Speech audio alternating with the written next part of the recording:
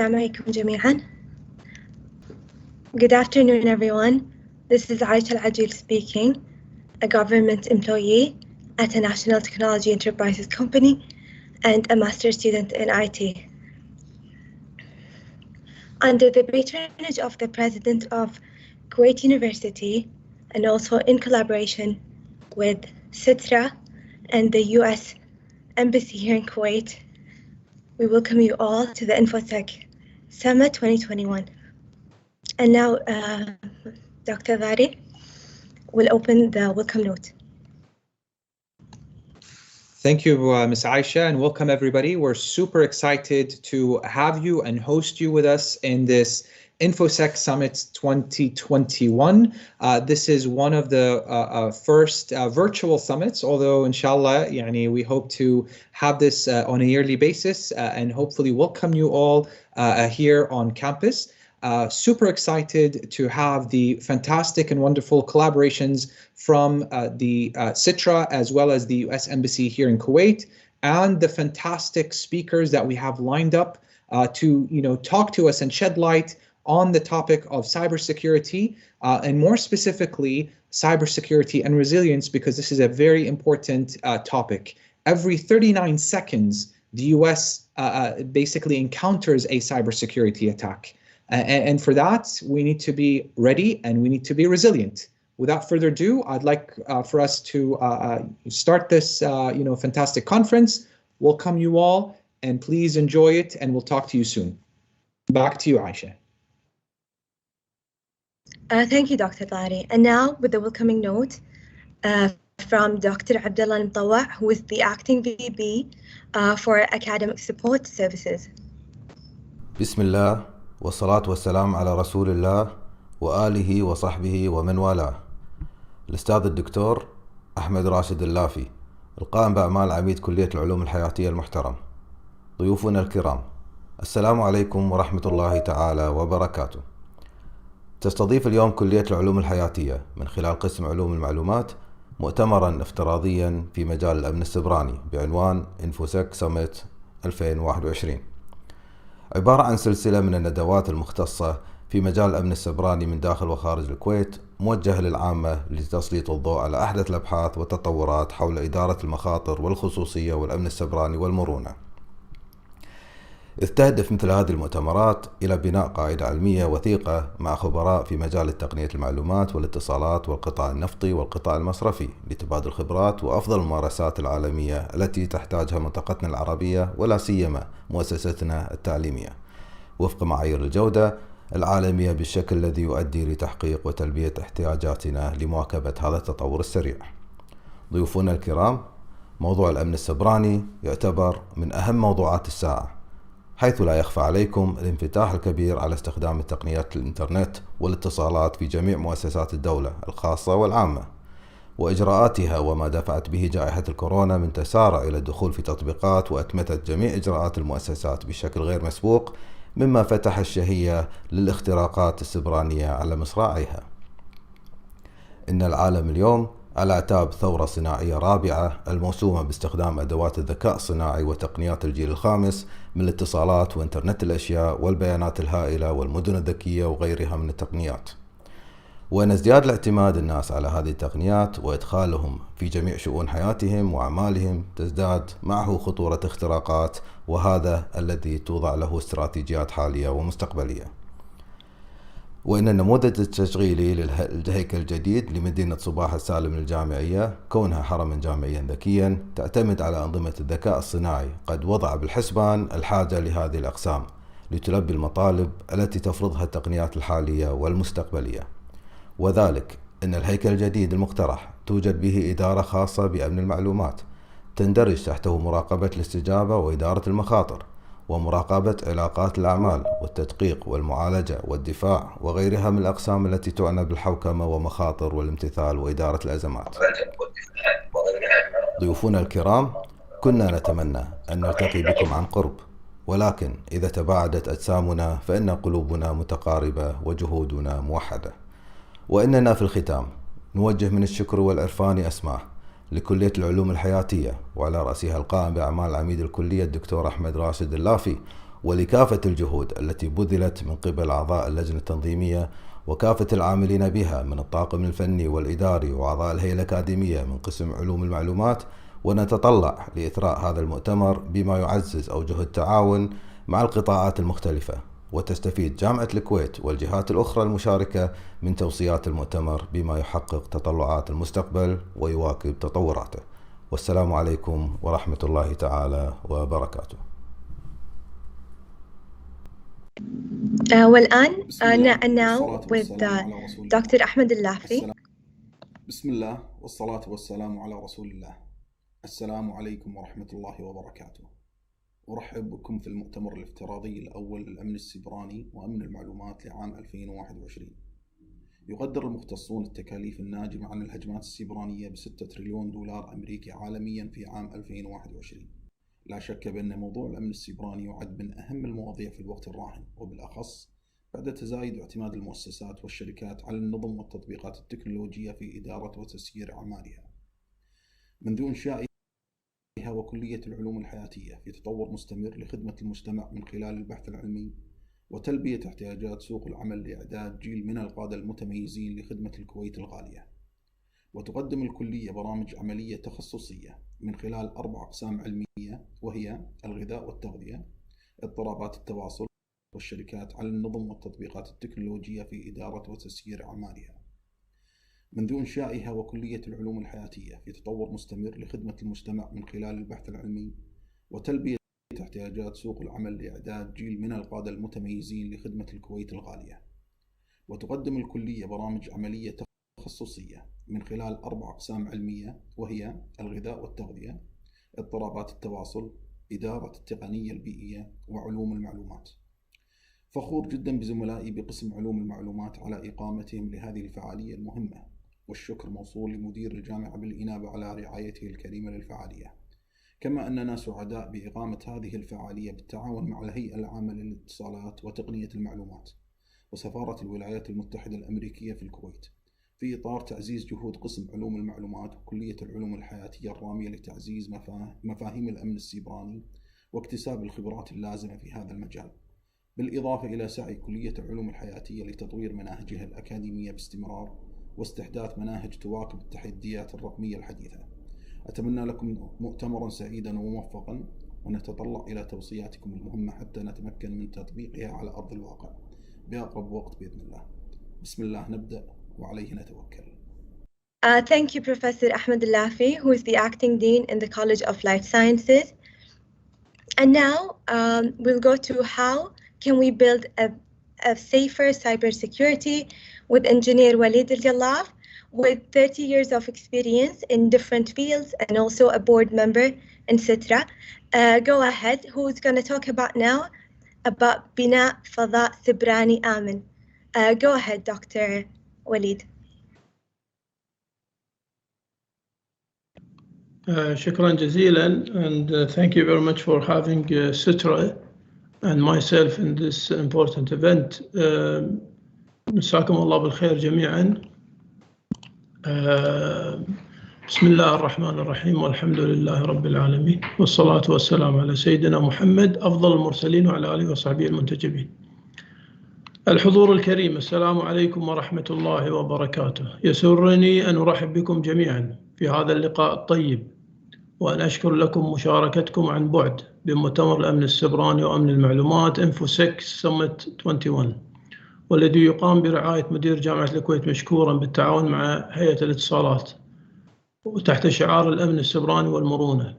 كما لا يفوتني الترحيب بالمشاركين النخبة من المتخصصين في مجال الأمن السيبراني في جامعة الكويت، بالإضافة إلى الخبراء المحليين والدوليين لمشاركتنا في طرح العديد من المحاور والمواضيع الهامة التي يتطلب عرضها ومناقشتها في تدابير الأمن السيبراني في عدة مجالات وقطاعات مختلفة، مثل التعليم والطاقة والنقل ومكافحة الإرهاب، مضافا إلى التحديات الرئيسية في الفترة المقبلة. طبعا أهم هذه التحديات هي تنفيذ الاستراتيجية الوطنية للأمن السيبراني وفق الخطة المعدة لها.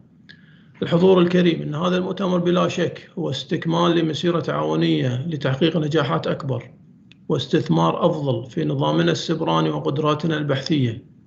ويعد هذا المؤتمر عنصر أساسي من أهداف الكويت الأوسع نطاقا لإنشاء وتنفيذ ارتباطات أكاديمية بمجال الأمن السبراني، مما سيسهم في تحقيق مبادرات الاستراتيجية الوطنية للأمن السبراني. الحضور الكريم، الجميع هنا يدرك أهمية بناء فضاء سبراني آمن، وها هنا نحن نؤكد التزامنا المشترك لجعل الكويت أكثر أمنا وتطورا لمواجهة مخاطر هذا الفضاء. ومما لا يخفى عليكم أن السنوات القليلة الماضية أظهرت أن تدابير الأمن السبراني التقليدية لم تعد كافية لحماية المؤسسات من موجة الهجمات والمخاطر المستمرة والمتطورة. ووفقا لتقرير حالة أمان البريد الإلكتروني لعام 2020 الصادر عن مايكاست، فإن 31% من المؤسسات قد عانت من فقدان البيانات بسبب الافتقار إلى عنصر المرونة.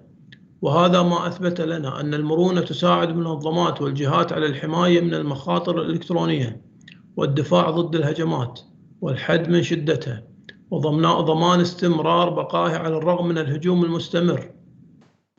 وهذا ما يضعنا أمام تحديات كبيرة ورئيسية في الفترة المقبلة، مثل تنفيذ الاستراتيجية الوطنية. وهنا أحب أن أشدد على تنفيذ الاستراتيجية الوطنية، وذلك وفق الخطة المعد وبالتوافق مع الجهات الحكومية، مع ضرورة التقيد بالعنصر الزمني، وهو عنصر بلا شك مهم جدا، وعدم ترك المجال أمام الاجتهادات الفردية لأي جهة حكومية للعمل منفردة خارج الاستراتيجية. ولا ننسى مخاطر تأثر تعزيز البنية التحتية بنقص السيولة وضغط الميزانية العامة للدولة، كذلك شح الكوادر الوطنية المؤهلة تأهيلا عاليا وتسرب الموجود منها إلى القطاع الخاص بسبب الكوادر المالية الحكومية غير المحفزة لهذه النوعية من الخبرات المطلوبة ليس فقط في الداخل الكويتي بل عالميا. بالتوازي مع الفجوة في المهارات الوطنية للأمن السبراني، والتي تتطلب منا الاستثمار في العنصر البشري والتعليم والبحث السبراني، وإدخال مفاهيم تكنولوجيا المعلومات في المراحل التعليمية الأساسية، بالإضافة إلى تحفيز الكليات الأكاديمية لإنشاء أقسام تعنى بتخريج تخصصات مطلوبة بالسوق المحلي، مثل تخصصات الأمن السبراني والذكاء الاصطناعي والبلوكتشين والبيانات الضخمة وغيرها من التخصصات العلمية المستقبلية. يعني هنا أفتح قوسين، صراحة أنا يعني عجبني قبل يمكن أسبوع طلعت على خطة التدريب أو البعثات لوزارة التعليم العالي، وشفت أن في تخصصات في الأمن السبراني الآن بدأت وزارة التعليم العالي تبعثها أو ترسل أبنائنا للتخصص بهذه التخصصات. هذا أسعدني صراحة وأفرحني. والحاجة كذلك إلى تعزيز الاستراتيجية عن طريق تأسيس مراكز تدريب متخصصة تدار وفق أعلى المعايير لإعادة تأهيل الموظف الحكومي في ظل هذه التقنيات الحديثة القادمة، التي بلا شك ستكون قادمة، بالكويت ليس بمعزل عن العالم. فكما المعلم المدرسي مطالب بتعليم طلبته أن الفاعل يرفع بالضمة والاسم المجرور يكسر، فينبغي علينا تدريب الطالب بعد التحاقه بالعمل بإعطائه جملة لغوية من دون تشكيل، ونطلب منه تشكيلها، أي تدريب الموظف الكويتي وتأهيله تشغيليا اللي ما يسمى الهاندز أون وعلى أرض الواقع. كما ينبغي عدم إغفال إيجاد وتطبيق نظام حوكمة للأمن السبراني بالجهاز الحكومي، والتأكد من توافق النظم والإجراءات التشغيلية مع الاستراتيجية الوطنية، وذلك على المدى الطويل. الحضور الكريم، نعلم يقينا أننا لن نتجاوز هذه التحديات، وهي تحديات جمة، إلا بتكاتف جهود كافة قطاعات الدولة العام والخاص. ومن هذا الأساس والمنطلق، فإن الهيئة العامة للاتصالات وتقنية المعلومات ولن تتوانى عن دعم كافة الجهود الرامية لتحقيق الاستراتيجية الوطنية للأمن السبراني لدولة الكويت. فالهيئة ومن خلال إدارة الأمن السبراني الوطنية أجرت تقييما شاملا ل40 جهة حكومية وخاصة، وأظهرت النتائج أنهم بحاجة إلى تطوير المستوى والعمل على تصحيح مسار القدرات والإمكانيات السبرانية لمواجهة المخاطر الإلكترونية والتصدي لها، حيث أسس التقييم باتباع مقياس CMM لجامعة أكسفورد المقارب لقياس ITU لاتحاد دول الاتصالات ذو الركائز الخمسة للمستوى العام للأمن السبراني، حيث أظهر التقييم أن القطاعات الحيوية في الدولة بمستوى مبتدئ في 4 من الركائز الخمسة، مما يضعنا أمام تحدي كبير وطريق طويل وشاق ولكنه قابل للتحقق بتضافر كافة الجهود، أهمها دعم الجهات العليا بالدولة. الحضور الكريم، اسمحوا لي في الختام أن أتقدم بالشكر الجزيل والتقدير إلى كافة الحضور والمشاركين في هذه الفعالية، آملين أن تكلل الجهود بالنجاح والتوفيق، وأن تستمر مثل هذه اللقاءات والمشاركات لتعزيز التعاون على المستوى الوطني والدولي. والسلام عليكم ورحمة الله وبركاته.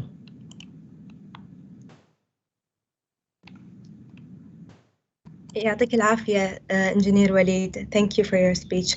And now, reflection on cybersecurity in the energy sector by Dr. Riyaz Shimmeri, who is a digital transformation leader at KOC and also a founding partner and a board member of Women Cybersecurity in Middle East. Go ahead, Dr. Riyaz.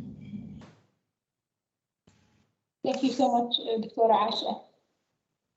I'm very much grateful for this wonderful opportunity to reflect and contribute in Kuwait University Conference and Summit InfoSec Summit. Being a Kuwait University graduate with bachelor degree in computer engineering with master degree in business administration is really a very good and privileged to contribute and pay back to my esteemed university through this contribution. So thank you so much for this opportunity.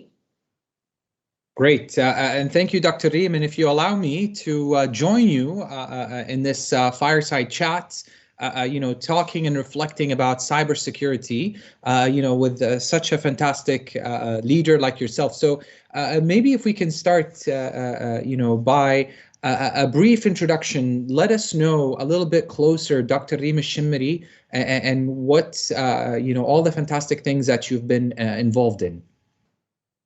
Thank you so much, Dr. Barak, for having this fireside chat with me. Very briefly, will be I'm a global thought leader in cybersecurity and information technology with 22 plus years of experience.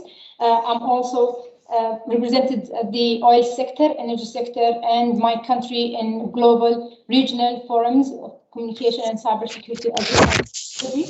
I also contributed significantly in the cybersecurity journey in the oil sector, where we have established within Kuwait Oil Company a very matured posture within the KOC, as well as I have led the cybersecurity in the oil sector through a wonderful journey where we have reached a very acceptable maturity, and it's a continuous journey, as well and contributing in the community of cybersecurity, where I have contributions at a global level, World Economic Forum, where we recently published a paper on the cyber resilience, like Dr. Riyaz has highlighted, and many other contributions at other keynote speakers at RSA conference and other well-known conferences, and concluding with the aspect of being a co-founder and women in the Women Cybersecurity Middle East group, and being a board member there as well.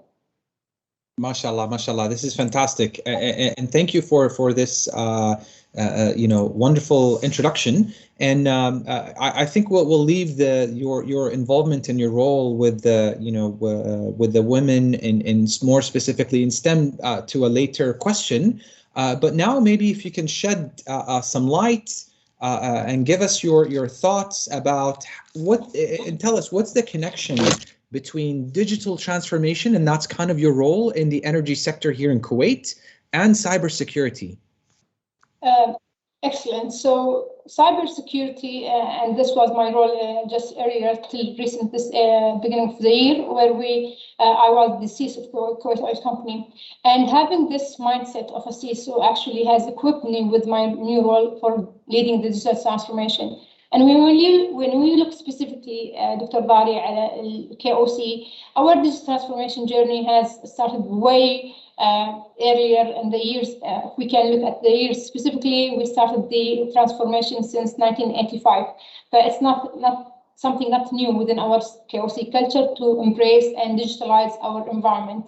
And what we're doing today by also expanding and looking to the disruptive technologies and even the the recently introduced technologies is just a continuation of a journey that KOC has started way at the earlier stages, and we're continuing in that because our objectives as a company is always to thrive toward excellence and optimize of our processes and efficiency as well. So when we look at the digital transformation, and similar to what Mr.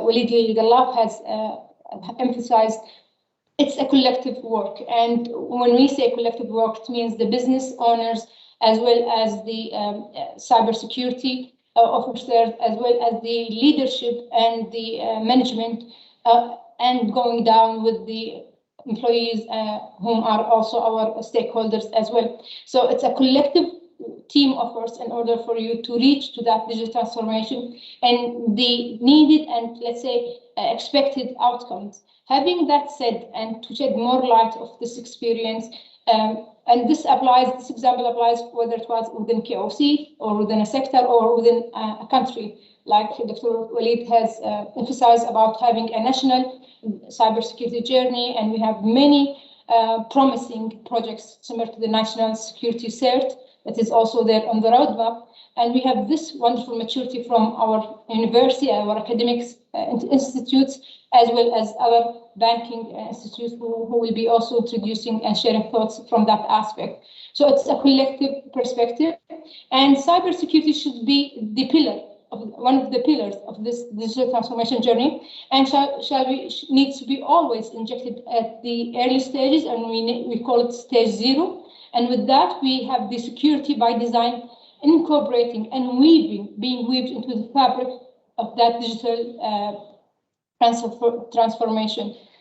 So we need to look at the cybersecurity actually not as a control or as just a player that we need to inject them at the end of the project or the journey. We need actually to provoke and involve all these cybersecurity measures and addressing them very much properly at the early stages by having the sense of partnership. And this is what we always keep saying. Our cybersecurity professionals is no longer the cyber defenders only. They are the cyber defenders as well as our business enablers. But today, I am from where I stand. I have a very strong business partnership with our cybersecurity team, who will be collaboratively helping and aiding us to reach to that our digital transformation outcomes, where we really transform the work, where we really optimize the processes in reaching the desired outcomes. So this is a very quickly in what we can say how digital transformation is incorporating and aligning, having the allies of cybersecurity to reach that outcome. Fantastic, and maybe related to that, Dr. Reem, if you can maybe highlight, some of the major challenges or the major obstacles from your experience and what you've been seeing, whether in your particular role or because of your involvement around the globe. What are some of the main challenges or main obstacles that we face when we talk about digital transformation and trying to embed cybersecurity right from the start? Excellent question, Dr. Bari. Excellent question. And the challenges being faced, whether it was in Kuwait or anywhere around the world, it's the same challenges. And we're talking about culture and embracing the digital accelerated journey due to the pandemic. The main challenges here is that many corporates is doing it, vice versa. Digital transformation should be led by the business, and business should be introducing what technologies that is required. Unfortunately, some of the enterprises or entities are being led by the technology, and this really doesn't get you where you want to reach. So we need always to emphasize that that who should be leading this digital transformation is actually the business, and what the companies and corporate requirements is required in order for you to do this investment, to do this disruption. There was one, to be honest, statement, and I know you are very much interested in the pharma and healthcare aspect. There was a very interesting quote from one of the doctors that did an interesting transformation in his healthcare in the US. He said, I'm going to go do disruption to doctors, to users, to patients. If I'm going to go do disruptions, it shouldn't be an upgrade, just taking the similar technology and environment and just updating it with a couple of features. If this disruption will happen and this user will be transformed into different features, then I need to make this disruption worth it, and I need to transform the whole processes to optimize it, to make the added value where this challenge is being done. So this goes along with the strategy. Our again, entities need to have a very clear strategy with holistic objectives to do that transform, not to have this digital automation as an upgrade. You need to do the transformation with optimization. Another challenging is the culture of change. Humans by themselves hate change, and they will always prefer to stay in that comfort zone. In order for you to have this change happening, you need to introduce the culture of change. You need to have the empowerment from your leadership, the buy-in from your leadership to go and do this change. With this empowerment and this support from the leadership, always empowering this digital transformation, giving the rightful resources. Dr. Walid also touched on the capabilities. With this digital transformation, you need capabilities, you need mindset, you need the human factor being involved, but you need to build on your capabilities, especially within Kuwait. We need to focus on building our human resources, whether it was a cybersecurity, we need to build our national capabilities in that aspect, or even at the data transformation, where we need data scientists, also some engineering and data management aspects from that aspect. So this is, on a nutshell, the main challenges that we face at digital transformation, which we need to address, mitigate, and provide the way forward. Fantastic. And speaking about some of the threats and how some of the threats are very real in various sectors, including the energy sector. We all have heard and witnessed the unfortunate attack that happened at the Colonial pipelines in the US, where approximately 45%, if not more, of the supply to the east side of the United States was basically paralyzed because of a cyber attack. So we're very thankful and grateful for professionals and individuals like yourself, and I'm sure there are many professionals behind the keyboards and behind the screens that are really taking care of our critical infrastructure. But I wonder if you can highlight maybe the magnitude, Dr. Reem, what would it look like if, God forbid, a cybersecurity attack happened on some of our critical energy infrastructure here in Kuwait? A very important question. We call them, and we call ourselves national critical infrastructure, as you have just mentioned, NCIs. And in NCIs, OT environment is the only place where you can see cybersecurity have a physical arm. It can really impact the people's health, the people's lives, and the people, let's say, continuity for their normal lives. OT and energy and utilities, electrical and transformation. Today, the pipeline was impacted. Is really have this much of the impact and can really lead to severe impacts, impacting the people's health and lives. When you look at the IT environment, corporate environment, you will lose the data. This is you will have data breach. And this is the maximum impact and losses you can have. Like when you look at the OT environment, your own people's health and safety can be actually will compromise. And we've seen such incidents happening in the region when a chemical plant in Saudi has had a compromise or an incident to compromise the safety system, which will lead to loss of life if that incident or attack was successful. So this is a very critical area, which we need to take seriously, and we are currently and similar to our peers in the industry, to ensure that the safety of our people's lives, especially also the same in the healthcare sector as well, are being well secured and safeguarded with our best practices and collaboration with the whole organization from top to bottom.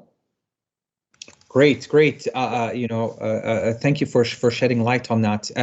And now, sort of, as we're coming, closer to ending the session, maybe in briefly, like 5 minutes or so, talk to us about the great efforts that are being done to empowering women in STEM field, and more specifically in cybersecurity. Excellent. So today I'm being a graduate from Kuwait University. I can see that we're in Kuwait society is at a very good stage when it comes to women in STEM. Alhamdulillah Rabbil Alameen. Our society is encouraging our ladies to go towards the STEM. So you can see our ladies in the computer engineering. You can see some females numbers are more exceeding the males. And when we talk about cybersecurity, which goes under the computer engineering as well, we can see such attraction toward that. But we're not stopping at this aspect. We're looking at how we can also address the same thing at the whole region, not also at the whole region, the whole global. And we know that when it comes to cybersecurity, we have big shortage when it comes to the resources and human capabilities. And the only way we can address such shortage is by utilizing and attracting more workforce and inclusion of our women in cyber. So in our WICSME, as we call the Women Cybersecurity Middle East Group, we have done different initiatives, and we empower our ladies through different tracks by having technical good tracks, by having also mentorship, because having a good mentor that guides you throughout the way, that passes you their cheat sheet to help you, overcome the challenges.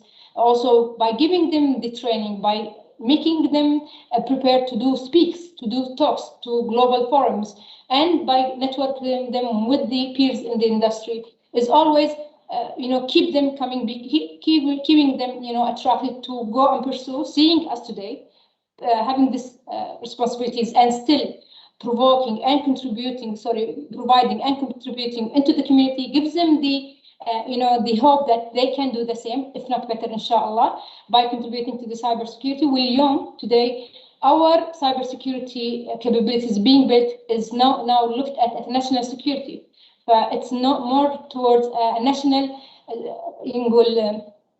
duty towards us. We need to build our national cybersecurity capabilities to safeguard our country from their different systems and in good sector, whether it was financial, whether it was energy, whether it was utilities, whether it was healthcare. For today, Kuwait needs more than ever its own people to build these capabilities, and with women support and with women interaction and integration with that aspect or with that journey, we will be able, inshallah, to address these capabilities shortly, inshallah. Inshallah. Dr. Reem, I'd like, your final thoughts and your final takeaways before we close this, fantastic fireside chat.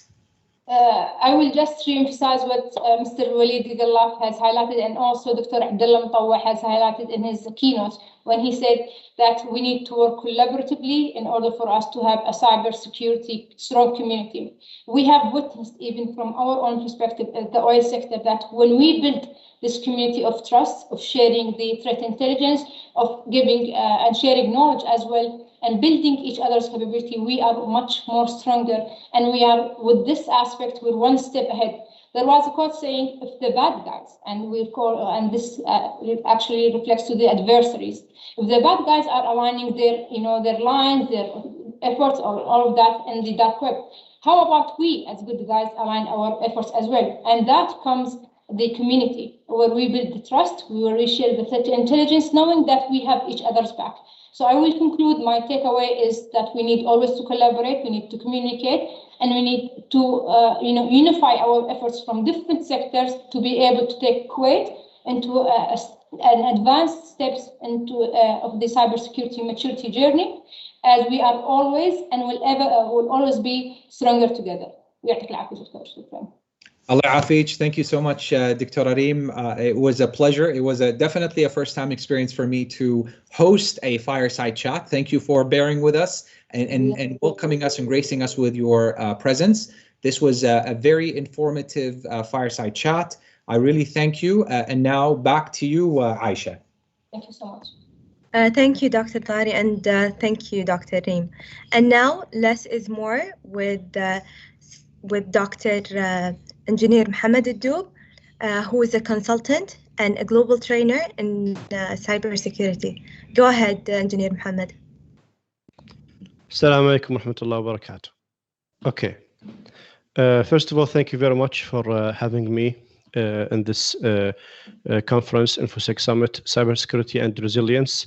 And I would like to talk about the concept of resilience in a way that's usually different to what the government usually tries to work on. So I have a couple of slide shares here I'd like to view. So I'm gonna run this and hopefully access the share screen. So I will share my desktop and hopefully you can see it. So less is more. What is the idea of less being more? Usually government, in the government we always want more, we always want more services, more access, more platforms, more features. However, if we think about it, there is certain beauty and elegance in trying to be sort of a lean and mean government. So before I discuss my point further, let me just introduce myself. My name is Mohammed Addoub. I'm currently an independent security consultant from Kuwait. I worked on creating Kuwait's national infrastructure for PKI, cryptography, smart cards, authentication, and PASI. So I've been inside the government kitchen, been there, done that, seen the beast from inside. I also worked on security consultation and trainings, delivering training courses, workshops, and talks in USA, Netherlands, Czech Republic, Singapore, London, Sweden, the Gulf region, in conferences like Black Hat, for example, in USA, in London, Singapore. And then I'm currently focusing on application security, cloud security, and microservices. So now let's check the current trend in the government to use multiple applications, multiple systems. Every few days we have a new application. I'm sure most of you are well aware of Shlonik, Kuwait Musafir, Unity, the new application, Bil Salama for domestic employees, PASI systems for the curfew, and PASI's it was a website actually, and PASI's application for Hawaii. And also, of course, you can also see the amazingly various collection and assortment of government login systems. So, for example, here we have 2 login systems for MOI, social login systems for things like Kuwait Musafir and Bil Salam, where you can log in with your Facebook account, with your Google account, multiple applications, multiple login systems for different government entities. So what do you think of that? Do you think this is a problem or a good thing? Personally, I think this is a very big problem. It's a digital bureaucracy. So usually in government, especially in Kuwait government, you have this big, old-fashioned, traditional bureaucracy where everything is slow to move, everything is paperized. You have to actually go and visit across the country, visiting multiple government entities in Kuwait, such that you can finish your work. So a digital bureaucracy is, I could say, it's an invention that probably here in Kuwait we have invented. It's the effort.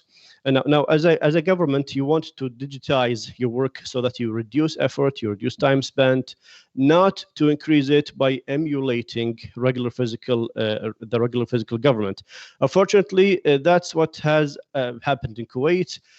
We arrived at this digital bureaucracy as a result of automation and digitization, which in and of itself should be a good thing. However, the problem is we have automated a bad and insecure process. So when you digitize a broken process, you get still broken process, but it is digitized, it is automated. So digital transformation means you need a clean mean, and of course secure process first, and then you automate that process. Then you try to make that process actually automated and useful. So if you do the inverse, if you take your currently bad or insecure process, your currently very slow process, then you try to force automation on it. Now your problems are going to be much harder to fix, because when the process was bad, at least it was slow. So you were faster than the process. When the process is bad and slow, and you want to fix it, and you are faster than the process because it is slow, fixing it is possible. When the process is bad and is automated, so it is bad and fast, you can never keep up. So this is exactly how a car would crash, for example. You're trying to fix the car, you're trying to drive the car, and then suddenly something goes wrong in the car. The car is fast, and now it is going bad, so it will definitely crash. And this is what's currently going on for most of the workflows that we currently have in the government. They are going to crash in a way, not like literally crash, but it's going to be much worse than before, because now the process that's bad is going to be automated. So whatever insecurities, whatever problems with data validation, the cleanness of data, the ease of use are now going to be much worse to fix, because the problem is now much faster to catch up. So what is the solution? Solution for, in my opinion, is to cancel the government. Now, one could say, whoa, cancel the government? Yes, cancel the government, or at least most of it. Let's put it in a nicer way. Let's make the government go on a diet. So there are lots of excess workflows, forms, services. Why don't we slash those workflows, forms, and services? Because these extra processes, these extra data entry voids, these extra forms, these extra unneeded processes are all possible attack vectors. It is part of a really huge attack surface that the government currently has. So it could be attacked from lots of ways, lots of interconnected systems, lots of applications, lots of employees doing unvalidated data entry, for example. So if we try to make this government go on a diet, maybe we try to do the correct way. So we take our current physical services, and then we try to make the digital services augment that physical service, not block it, or not try to make it harder to fix. So for example, when we have problems with validity of the data, security of the data, this should be the responsibility of the government. So the citizen, for example, should not be responsible for validating the data. It should not be the responsibility of the users or citizens to actually be proactive in providing or in following this service. So in my opinion, to achieve that government diet, we should try to cancel and let's say improve services, steps, cancel extra steps and services and long workflows. So many government services can be made actually redundant just by doing proper integration between entities. So instead of you, the citizen, being the carrier of data, systems that can exchange that data automatically in the backend. This can help in providing extra security for the data that the regular workflow couldn't possibly have. For example, digital signing of the data, proper encryption of the data, proper validation of the data between entities. So user authentication can approve this data exchange, which either can be implicit, explicit, for example, by the user signing the request at one single entity instead of visiting multiple entities. Have you tried, for example, the process of renewing the بدل إيجار, for example? Have you tried doing any of these government services where you have to go through maybe 3 or 4 or 5 entities? You are simply taking those pieces of data, paper, and you're just taking them from one entity to another. So in a way, you are like a really bad router for paper packets. You could say that in a way. So why don't we do it the normal, logical way and let those entities exchange these pieces of data by themselves? together in the back end so that they can be faster to achieve. They are more secure against a citizen or user tampering, whether intentional or not intentional. And you can add on extra security features on those pieces of data, like, for example, digital signing instead of copying regular paper. And also we can still integrate the user in terms of consent and acceptance of the data to be exchanged. So, as I said, less is more. We could also implement a reduced data querying system. So instead of you, the citizens, doing this manual work across multiple government systems, for example, copy the marriage certificate, your current marital status, real estate ownership, salary certificate, inheritance certificate, just so that you can renew a service or apply for a scan, for example. You can have the government provide the service inside its systems automatically and periodically query other government entities. Like, for example, instead of exposing the data, because exposing the data is also another risk, you could use a series of yes or no questions, series of queries. For example, is this civil ID still married? Does the civil ID still, for example, does the civil ID still need, for example, Badal Ajar? So that you can actually continue on improving or continuing the service without having the citizen do the manual renewal of services or divulging excess data.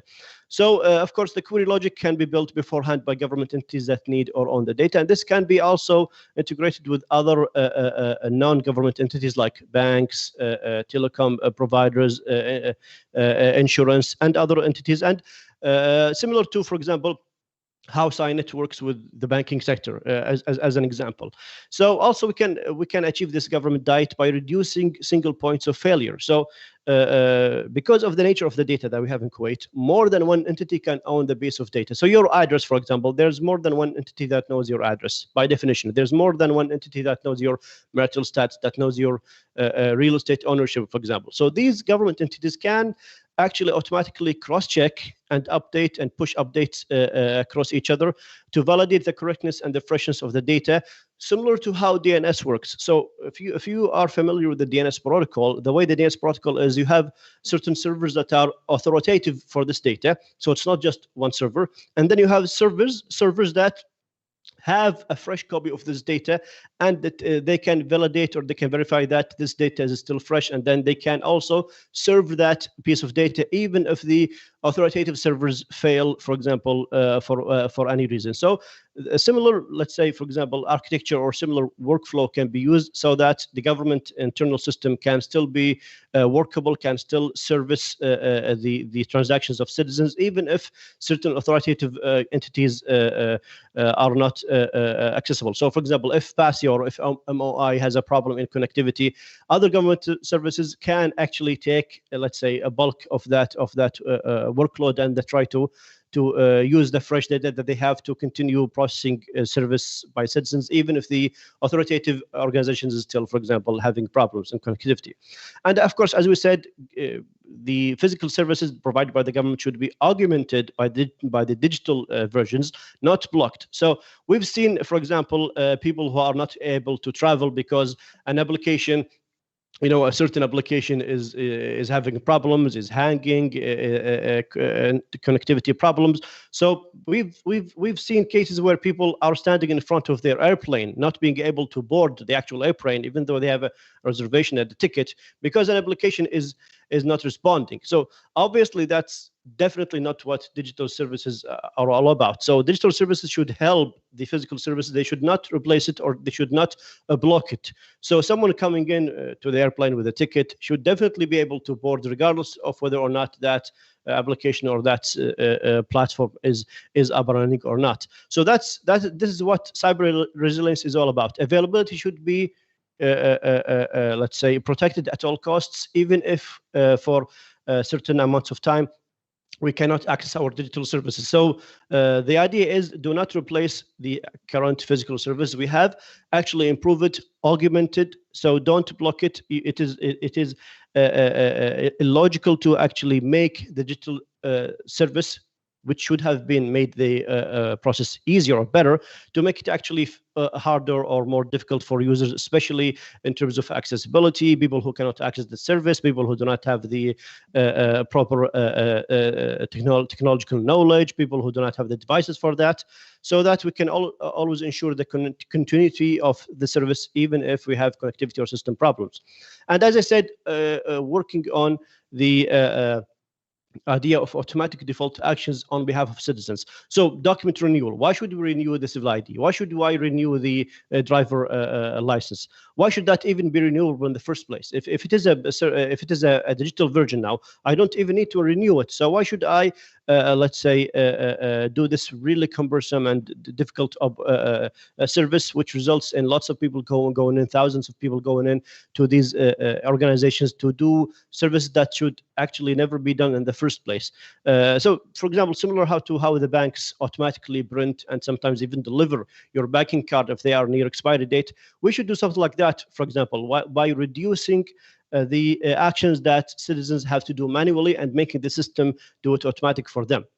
So what are the benefits in terms of security and resilience of this idea? Reduction in human errors in data entry, reduction of volume of data that needs to be validated by humans, less prone to data forgery in copied papers, scanned documents, authoritative automated methods, as we said, for example, similar to the DNS idea, can help as second-order data validation channels, less public-facing interfaces and web services, because if we do most of the querying and fetching in the back end, we will have less need for those extra public services or public interfaces, so that if we don't need them, as I said, less is more. So this will mean that we have reduced attack surface. So we can also utilize powerful technologies like signing and encryption in these G2G systems, without having to burden citizens to use their signature in a manual way.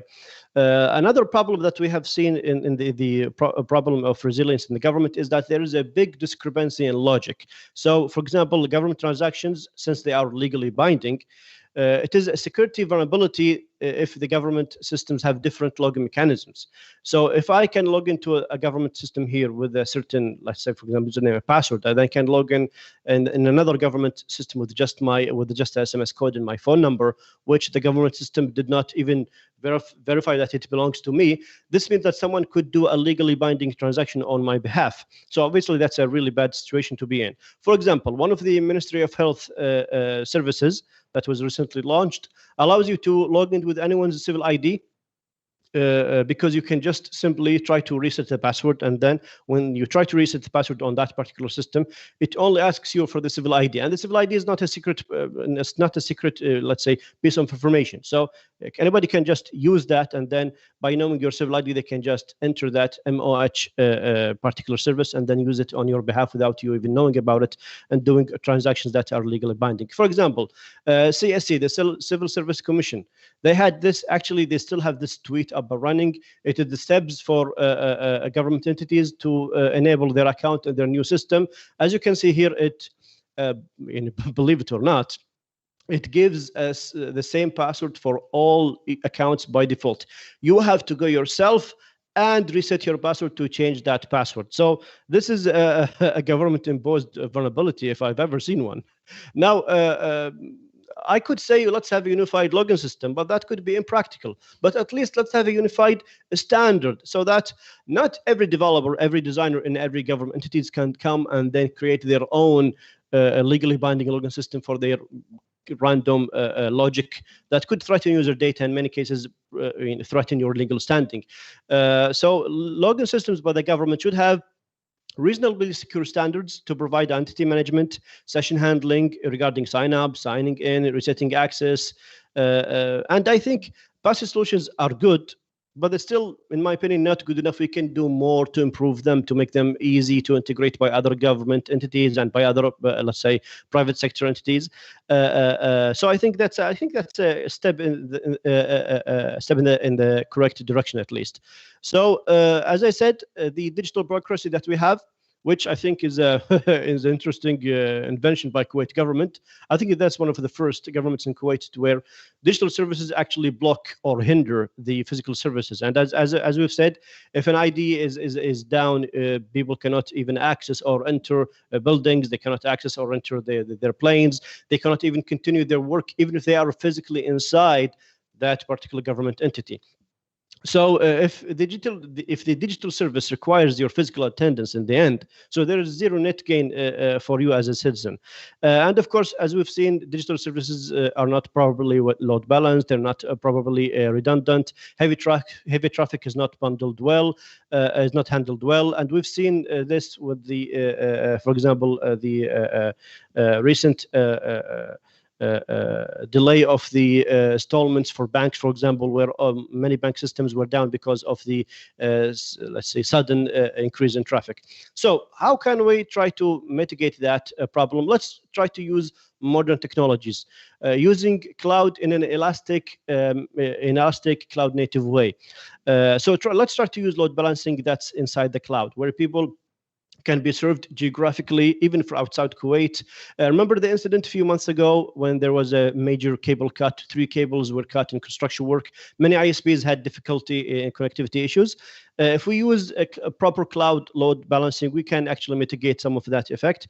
And when I say use a cloud, I've seen some cloud implementations in the government where government entities take their bad workflow, they just put it on the cloud where there's no benefit except the extra cost. So trying to use the cloud in a wrong way is like someone trying to travel by plane, but instead of going to the airport themselves trying to board the plane, normally they try to they'll try to ship their car inside the plane because they don't know any other way to do it. So the idea is, let's try to actually utilize what is a proper way of utilizing these technologies, load balancing in the cloud, for example, one-way backups and DR sites for important systems. The ransomware problem is a big problem in the government here in Kuwait. Services go down for a long amount of time. So we've built, and I've helped some entities build cloud backup systems that can work in a one-way backup, where if something gets backed up, it can never be deleted, for example, even if the attackers have access to it. So this can mitigate in the ransomware problem that we have currently going on in the government. Cross-organization DR and backups. I've seen only 2 or 3 entities in Kuwait that actually use cross-organization data recovery and backup systems.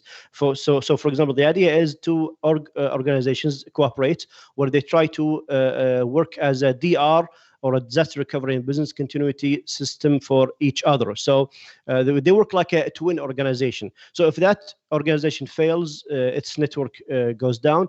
The other organization, its twin, can help because they already know and have set up that infrastructure beforehand. So they can bring up an alternate, let's say, environment for that original organization which had problems in connectivity. So this idea of twin organizations where knowledge is shared, and they have really tight coupling between each other, where they know exactly what works and how they can set up that, let's say, system backup, is really useful. And I've seen it in Kuwait, unfortunately, for only a few number of entities.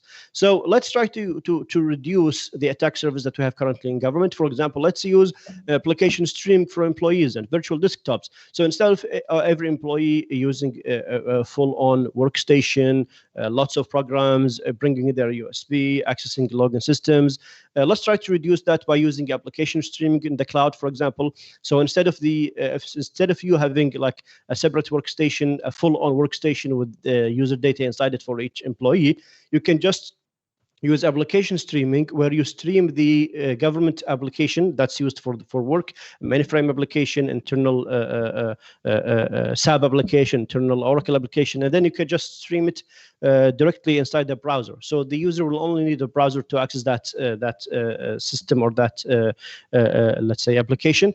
This means that it is easier to manage. There's a hugely reduced attack surface from Windows malware and ransomware, easier to build locally and the cloud, easier to push updates to employees, much less system atlan, as we've seen so many times in government, and can also support BYOD, which means bring your own device. So users can easily work from home using such system because it is streamed directly from the cloud to browsers of the users. So this means that, and these technologies allow rapid recovery from incidents with as little downtime as possible, because there are no like physical infrastructure, physical servers involved in that. So it results in less expensive, and so it is actually less expensive, and we don't really need to use all of that old infrastructure that we have. So therefore, we can go on to what as we said in the beginning of the talk, mean and lean government, mean and lean applications and tech stacks. So that's essentially the idea that I have in mind regarding less is more and lean governments. And I don't know if I have time for questions or discussions, but thank you very much for your attention and for listening to my talk. Thank you, Engineer Mohammed. Thank you very much for your time. Appreciate it. From guns to keyboard, cyber terrorism and resilience in the digital battlefield, led by Mr. Puneet Kakkar, who is an international expert in cryptocurrency and the dark web, and also a legal advisor in the US Embassy here in Kuwait. Welcome, Mr. Puneet. Thank you. I will proceed. Thank you. So what I was saying when I was muted was I am the resident legal advisor to the Gulf. I am based at the U.S. Embassy in Kuwait, and I work with partner governments here in the region to combat terrorism, money laundering, and the financing of terrorism. I am actually a federal prosecutor, an assistant United States attorney at the U.S. Attorney's Office in Los Angeles, here for a couple of years to work with our partners in the Middle East. I'm with the Department of Justice, and although this is what I work on, what I say today will not necessarily be the views of the Department of Justice, but that which comes from my experiences from working as a prosecutor. I am actually part of the Overseas Prosecutorial Development and Assistance and Training Division of the DOJ, and we do this around the world, initially dealing with issues of corruption, rule of law, and that still exists. But we are now into the field of the cyber realm, because the threats and issues that we face in the criminal and terrorist worlds are now going into the digital world. So today I'm going to discuss some of the basics of cybercrime generally, how that applies to terrorism, some case examples that my colleagues have prosecuted dealing with cyber terrorism, and then resilience when we speak about it in a criminal enforcement perspective. So there are several basic cybercrime methods, and I know that my distinguished panelists and many of those watching know about these cybercrime methods, but I want to review them because we are now seeing that they are finding their ways into terrorist keyboards, and they are now becoming the tool of the trade for terrorists and for countries that support terrorism. The first is DDoS, distributed denial of service. This is when you have a network, pick any network, oil industry, school, bank.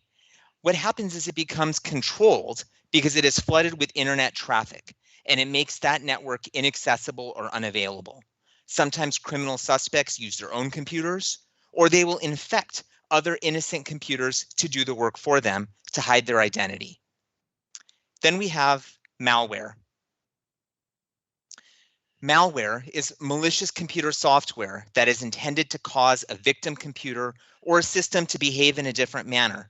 Either it will extract information from it, it will lock that information, or it will delete information.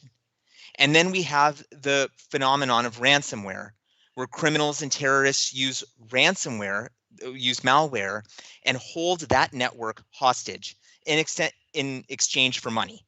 We have seen this in the United States very recently with the Colonial Pipeline, an oil distribution pipeline in the eastern United States, whose data was held hostage, subject to a payment for cryptocurrency, as well as a meat processing company.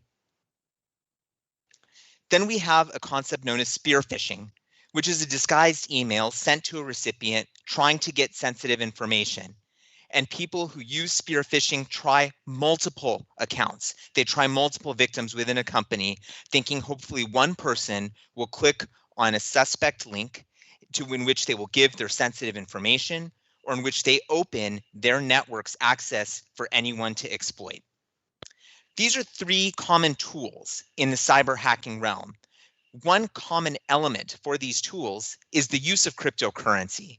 This is a secure and pseudo-anonymous method of moving value that can be used for illegal purposes, not always, but has this potential. And in the cybercrime realm, we have seen criminals use cryptocurrency to buy malware, to demand payment, such as in the ransomware cases, or to even hide the proceeds. In the end, like many crimes, the goal is greed and the goal is money. And when they get that money, they want to hide it in cryptocurrency. I want to show you how easy it is to get malware. All you need to do is go on the dark web. This is a screenshot from a previously existing darknet commerce platform called Wall Street Market. This was dismantled by my office and the German and Dutch authorities, and I was one of the lead prosecutors who worked on finding the existence of this marketplace. It was in a Cold War bunker in Europe. The darknet can only be accessed by using encrypted software, but anyone around the world can do it. And all they needed to do was go to this website where their identity is anonymous, and they could click on software and malware, and they could download for as little as at that time 1 Bitcoin, but now a fraction of a Bitcoin, to get very powerful malware. And we had found other companies who had been hacked and who had been infected with malware that was sold on Wall Street Market. So when we talk about malware out there, our big concern, and as big of a concern as one can have, is when those tools that are available on the darknet or those criminal methods are somehow then found in the hands of terrorists when they take the battle to cyberspace.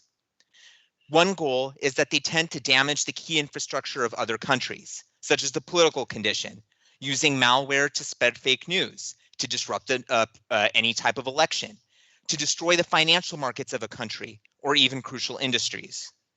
Or when terrorists use malware and tools such as ransomware to obtain funds to further terrorist causes or to support terrorist safe havens.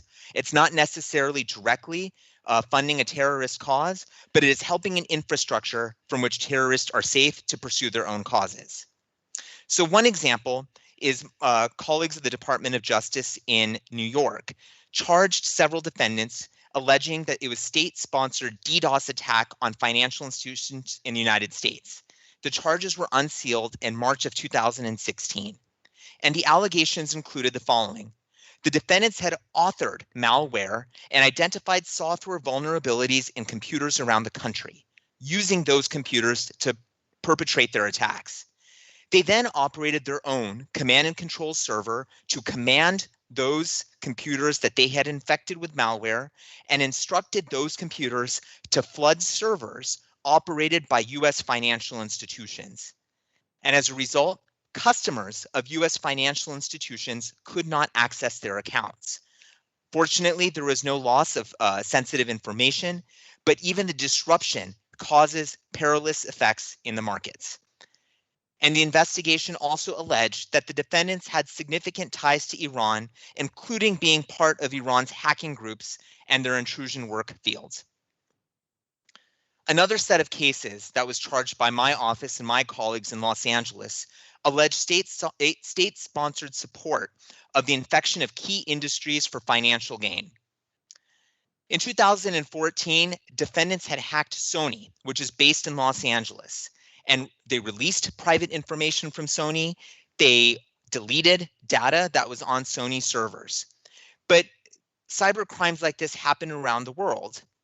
The defendants also attempted to steal more than $1.2 billion from banks from a variety of countries in Africa, in Europe, in South Asia, in Southeast Asia, over the course of 4 years, using a similar type of worm and a similar type of malware. And what they did was they tried replicating SWIFT messages. So between spear phishing and malware, the allegations include that they were replicating SWIFT messages to steal money.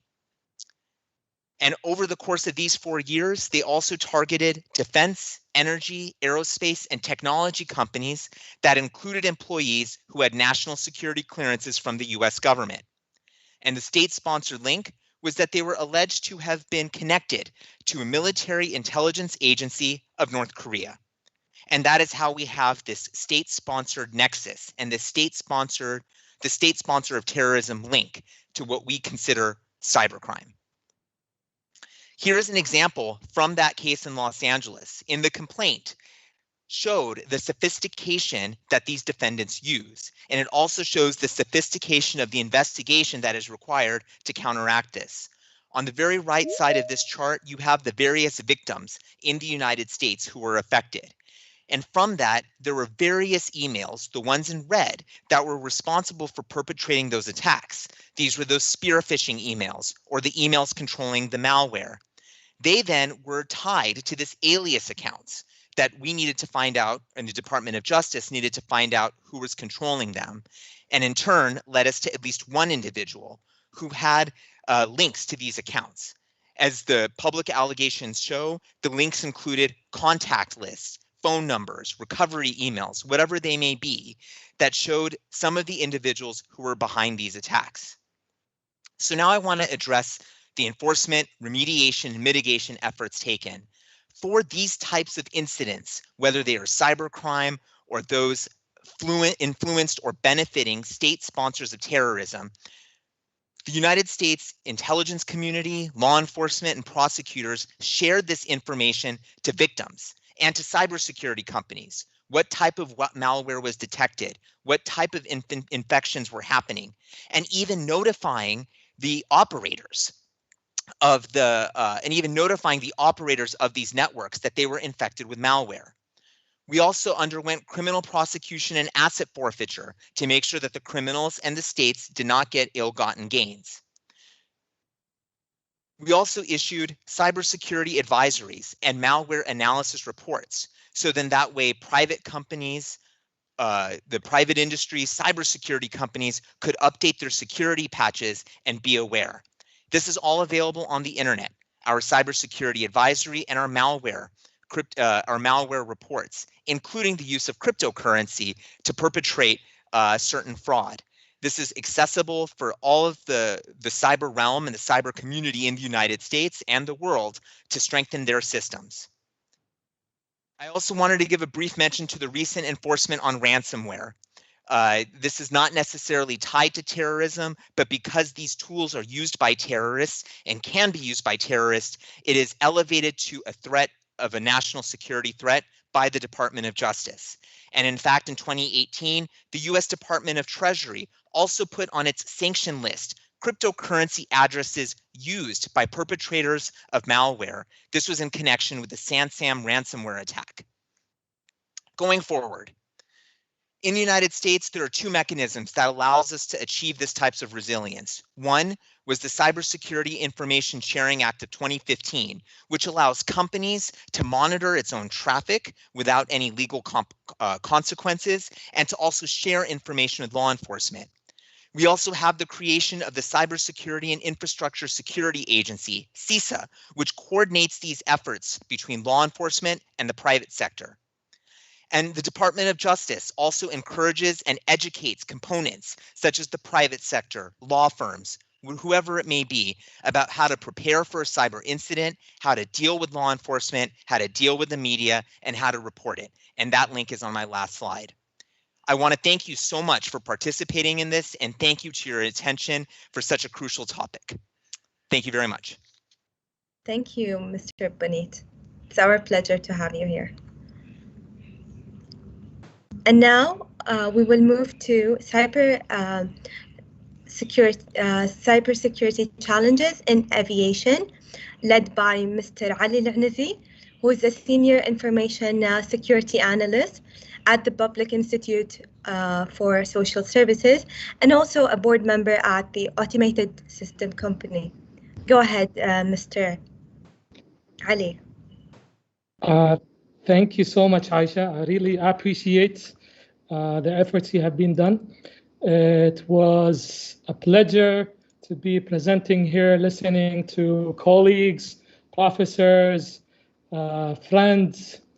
In the beginning, please let me share my presentation. So yeah, this is Ali Al-Anazi. I work as a Senior Information Security Analyst in Public Institution for Social Security. I represent Kuwait Airways and Automated System Companies. It's a subsidiary of Kuwait Airways. I have been working on the aviation sector for for 4 years till now.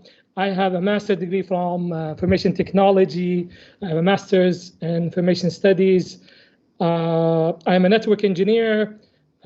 I used to be doing cables, running out, finding the cables, cuts, and outside. So good afternoon, ladies and gentlemen. I would like to thank everyone again who puts efforts making this happen. It's such a pleasure to be a presenter in front of my beloved professors who helped me to shape my skills. I don't want to recall names, but all of them. I just finished my master's on cybersecurity from Kuwait University from the Department of Information Technology. And I used to be one of the team arranging events.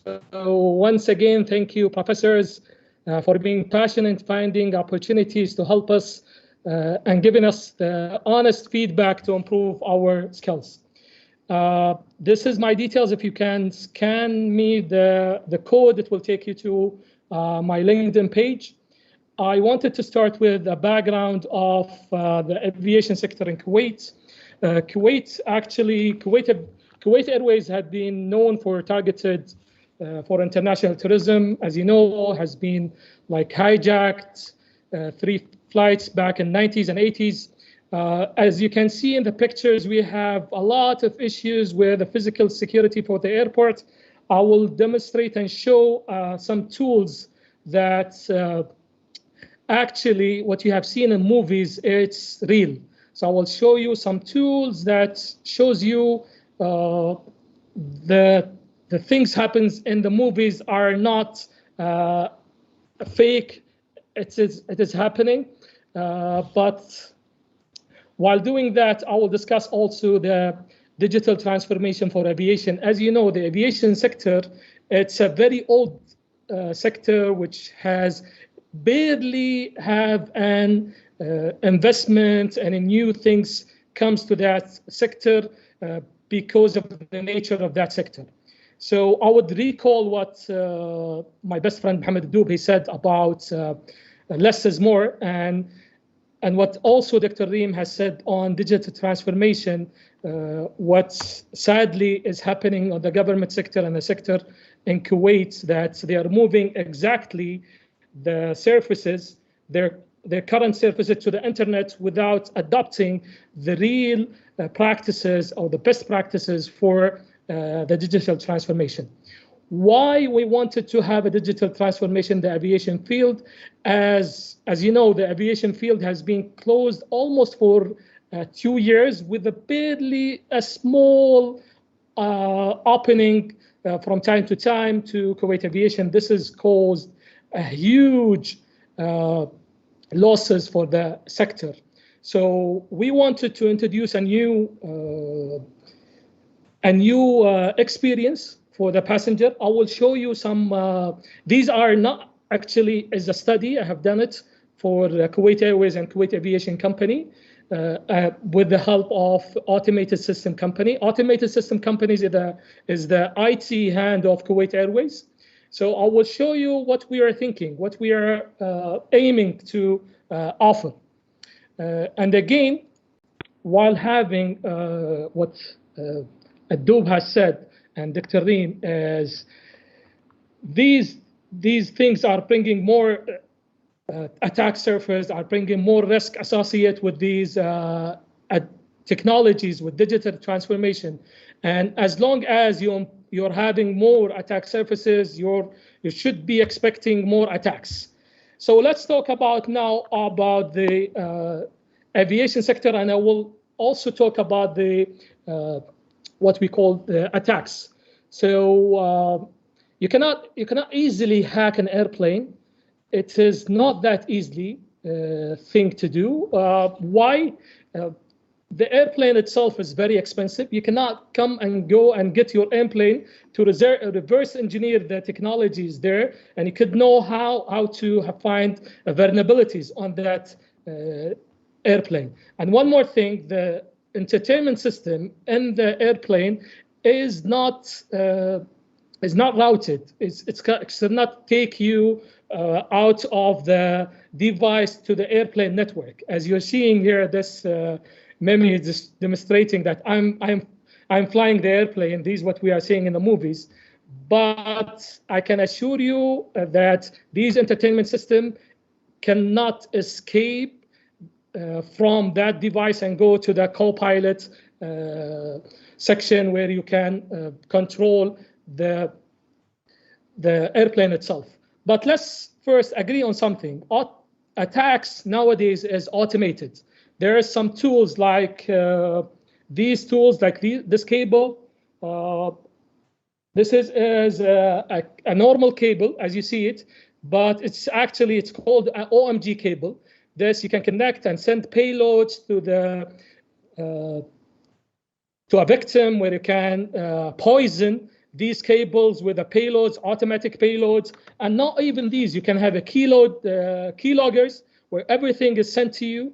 So these are real. These are not movies. I wish I could have a demo, but I'm staying with the time. But these are real things. And what we are afraid on the aviation sector is these physical things. As you can see here, Wi-Fi pineapple. This one you can clone Wi-Fi, let's say in the airport, and you can people can connect to you, and you can have your own website. People can send their credentials. You can clone website, known website like Hotmail, Gmail. So these tools are real. Tools are automated. Script kiddie can screw your network, so you have to be aware of these tools. And I will go to the strategy of cybersecurity aviation. So, and even this is to show you, this is from the real world. If you can search Shodan. Shodan is a Google thing for IoT, connected devices. So you can go and have search for remote desktop. More than 3 million devices are having their RDB remote desktop exposed to the internet. And again, what I said is that we in the aviation sector are afraid from these physical attacks. So imagine your devices are not secured, your physical security is failing. So these are one of the important things. And it's not happening in Kuwait. It's happened also in some well-known brands like British Airways. Some of the companies got hacked for that and for the data breach. So we in Kuwait Airways, while moving to have digital transformation, I have set up 4 pillars. The first pillar is the passenger journey, and as you know, digital transformation, the main aim of the digital transformation is to have a centric experience for the customer. So the first thing we have taken into consideration is the passenger experience.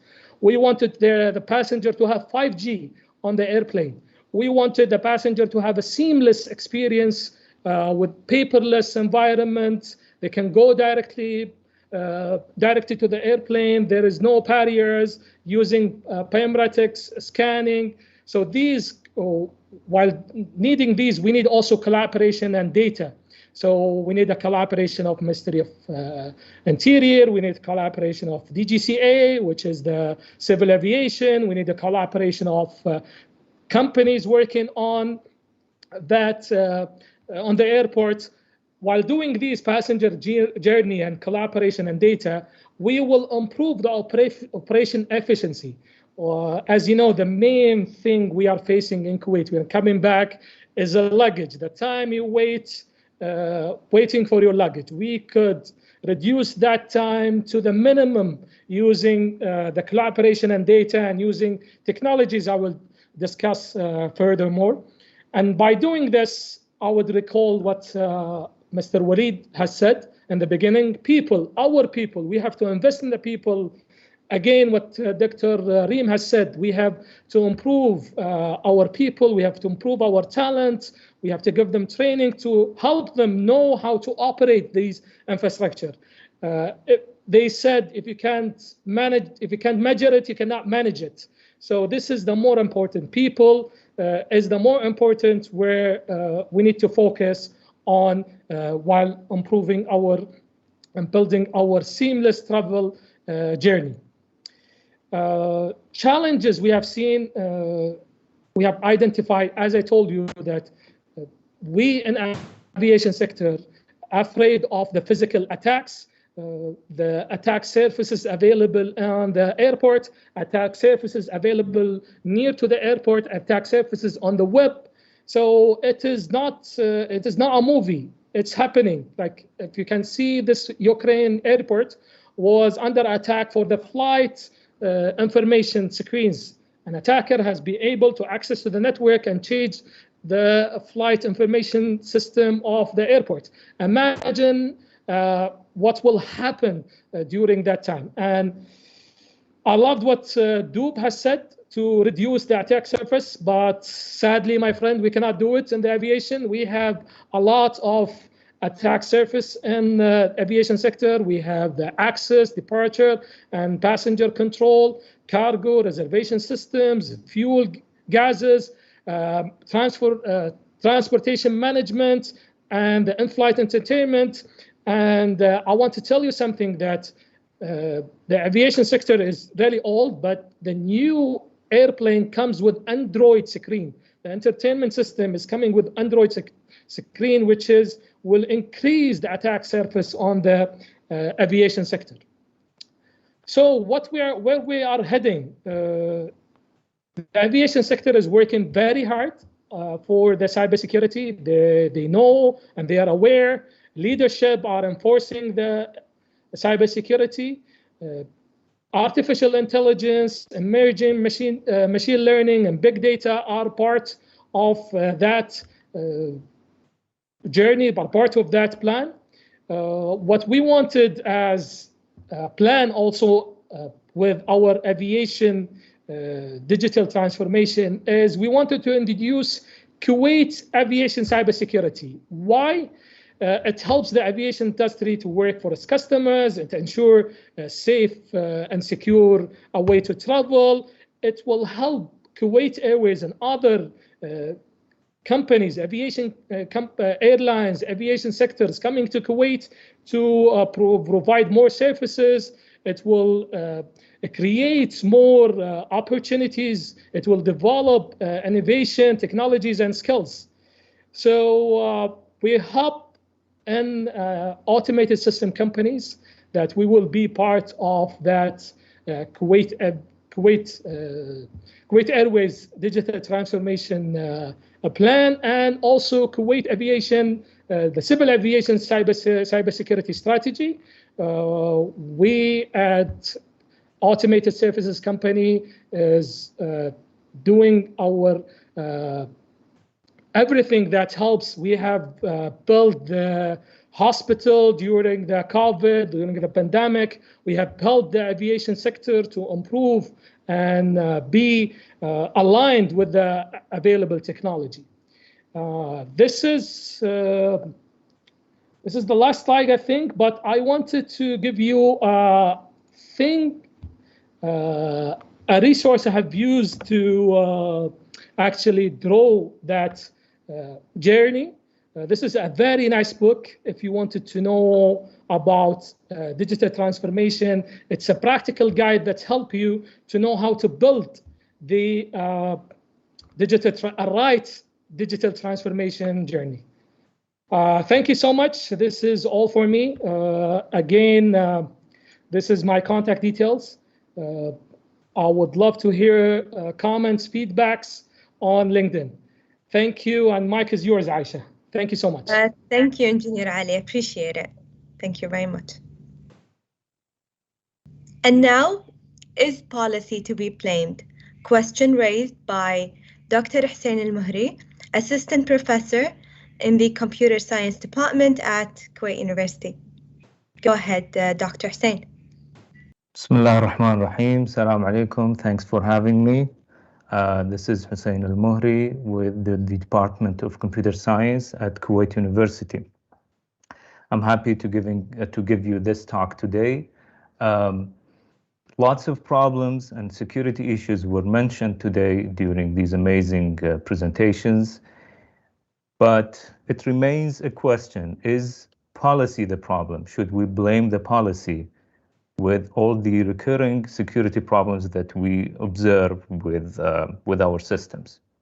So to somehow explore the answer for this question, let me first point out that the kind of policy that I'm talking about today is not the kind of policy that is set by, let's say, governments and higher management, the kind of policy that perhaps Puneet was pointing out. We're talking about the policies that are at the technical level that directly determine the state of security of the system. So let's take an example and see how policies are really affecting us. Let's have this typical example of a network that we set up to provide some services to the outside world. And by the outside world, I mean the whole of the internet. So you have your own server, you set up some services on maybe on TCP port, and it could be a physical server, it could be on the cloud, doesn't matter. So what happens is that you run your services, you're happy with the services providing to your users, but you discover that there are attacks coming to your machine. And these attacks are obviously remote intruders that try to find vulnerabilities at the specific services that you provide through your target server, and somehow they will manage to compromise your machine. So we realize this with observation over time, especially if this is a very visible attack, like a denial of service attack. So you immediately will experience the attack, let's say the aftermath of the attack, and then you can take action. So let's say we will move this target server inside what we call a DMZ network, which is a demilitarized network that in this region, we would assume that there won't be much further attacks because this is inside of our organization. And by organization, I mean anything large. It could be government entities, it could be companies, it could be startups with lots of machines set up and services. And it could be sometimes a smart home. Smart homes today could be very complicated in terms of network and the services that are running through your network at home. But anyway, regardless of that, now you are hiding your server behind this DMZ network. So far, so good. So you have a private subnet, and supposedly these attacks won't be bothering you anymore. But something that you may have forgotten is the other possibilities that could be open to your network. And those other possibilities are neglected devices that are not really covered by your one line of policy. So again, the policy that we deployed here was move your machine behind the DMZ network. And this is not an example that I made up. This is an example that actually happens. I have talked to people. People tell me all the time that these are the kind of things that they do in response to attacks. So we usually have sort of dynamic machines. So there are two properties here. One is that these machines are dynamic. The other is that these machines are somehow neglected in your security policy. Neglected meaning that you are not designating specific rules that govern these machines. And let's be clear, by policy here, we really mean rules that would govern authentication, authorization, and data storage. So these machines have these two properties. They frequently join your network and leave. And it won't be really practical to have them registered and monitored every time. Or you just have forgot about this kind of interaction with your network. And now, what is the problem? The problem is that these machines could be subject of external attacks. They are not services, but they are interacting with the internet. So we have shown in previous research that these machines could open up a lot of attack vectors to your network. And plus, there are some other kinds of machines that could do the same, like things that you might not imagine, and it could be your office printer that does this, because these are mainly unpatched machines with old versions of Linux kernel. So what happens? What happens is that the attacker would find the way through your network by building what we call a sort of a dependency graph, or somehow famous for the name of attack graphs. So these are directed graphs that show the flow of attacks throughout your infrastructure. So you start with these weak points in your network that could be many, and then you penetrate through the network and reach the target, and then you still can have that target under your control. So this is the kind of problems that we have been observing with policies that are not complete and not effective. So they just neglect these kinds of entry point services or entry point networked machines, and then they just open up possibilities for you. So one of the things that we have been looking for in our research was very briefly introducing diversity and deception and inside that complicated graph that could be built up throughout your network. Oh, by the way, this graph could be very, very complicated with millions of nodes. So my example here shouldn't give the wrong impression that these are very simple, simplistic networks. So in our work, we show a methodology to replicate redundant paths from entry points towards critical assets in your network, so that you can confuse the attacker and delay the attack by many factors. And then the additional component of this part is that when deployed on a virtual cloud-based network, which by the way could be also within a physical network using software-defined networking, we periodically select machines that are en route towards the target and reset them. So this resetting would just waste the attacker's progress, and the attacker should start again. So this is the kind of thing that comes into the picture when we simply assume that policies are not effective. They could have shortcomings. So this is one example. Now, where can we go from here? Let's imagine that we have this target network. What should be done to come up with the right policies? Where does the policy stand? So we start with observing these incidents. These incidents would tell us what is really happening in our network. And these incidents should open up the door for forensics analysis. Forensics analysis would use the data that was produced by these incidents. And then we will move to having the right threat model. The right threat model would give us the idea of about what are really our problems that we have to tackle. Sometimes we are solving problems for others that are not really problems that we are facing in our network. Sometimes it could be very complex problems against imaginary attacks that would never happen. Sometimes these could be very simple attacks like the one I showed you earlier that we are just simply neglecting. So having threat model based on these forensics data would be very essential. And then we have these policies in picture. So these policies would be designated with technical tools.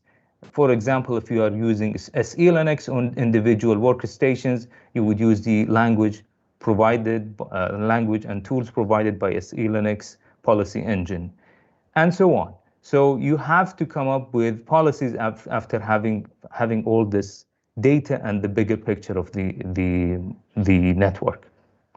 And then comes mechanisms, which is the let's say the more famous part of these security problems.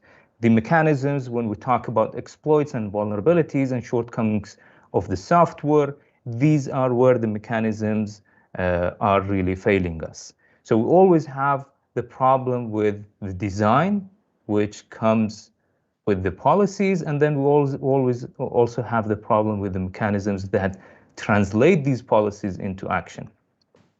And when having evidence of something new that happens in the network, we can just redo the cycle.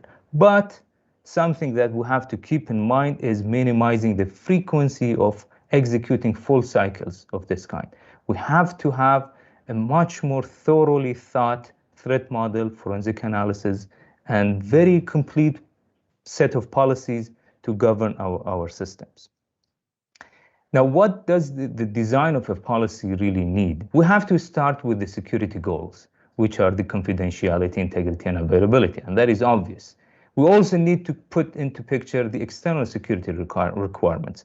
These are the ones external to the security team, which could come from the higher management, from the legal parts, from whatever rules that would govern the work of technical people. And then we have to take care of security principles, which are least privileges. Maybe Mohammed Doob was referring a lot to this part. Fail-safe defaults, economy of mechanism, and many other principles that we have to consider and design the policies accordingly. And also, like I mentioned just a few seconds ago, the issue with threat and attack models. So we could have remote intrusion, privilege escalations, insider attacks, and all kinds of problems that would really affect the state of security. So all these together, we need a process. We need a process that would generate the right policies for us. And then if we see ourselves going through the cycle so many times, then we have either an unusual interest from the attacker side, or we are failing in our generation of the policies. So from data to policy to mechanisms, this is what we really want to focus on, and have most importantly, have the feedback loop included also in our work, which we showed in a recent work published for securing and making a resilient IoT network. So finally, should we really blame policy? Should we blame the mechanism? I would leave the answer to this question to the audience, and hopefully you have the right idea. Thank you. Thank you very much, Dr. Hussein.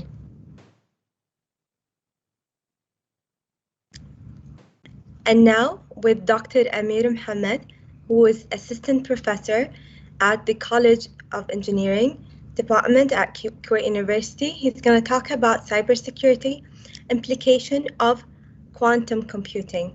Go ahead, Dr. Amir. Thank you, Aisha. Let me just share my slides, because hopefully you can see my slides now. So, assalamu alaikum, everyone. Good afternoon. My name is Amir.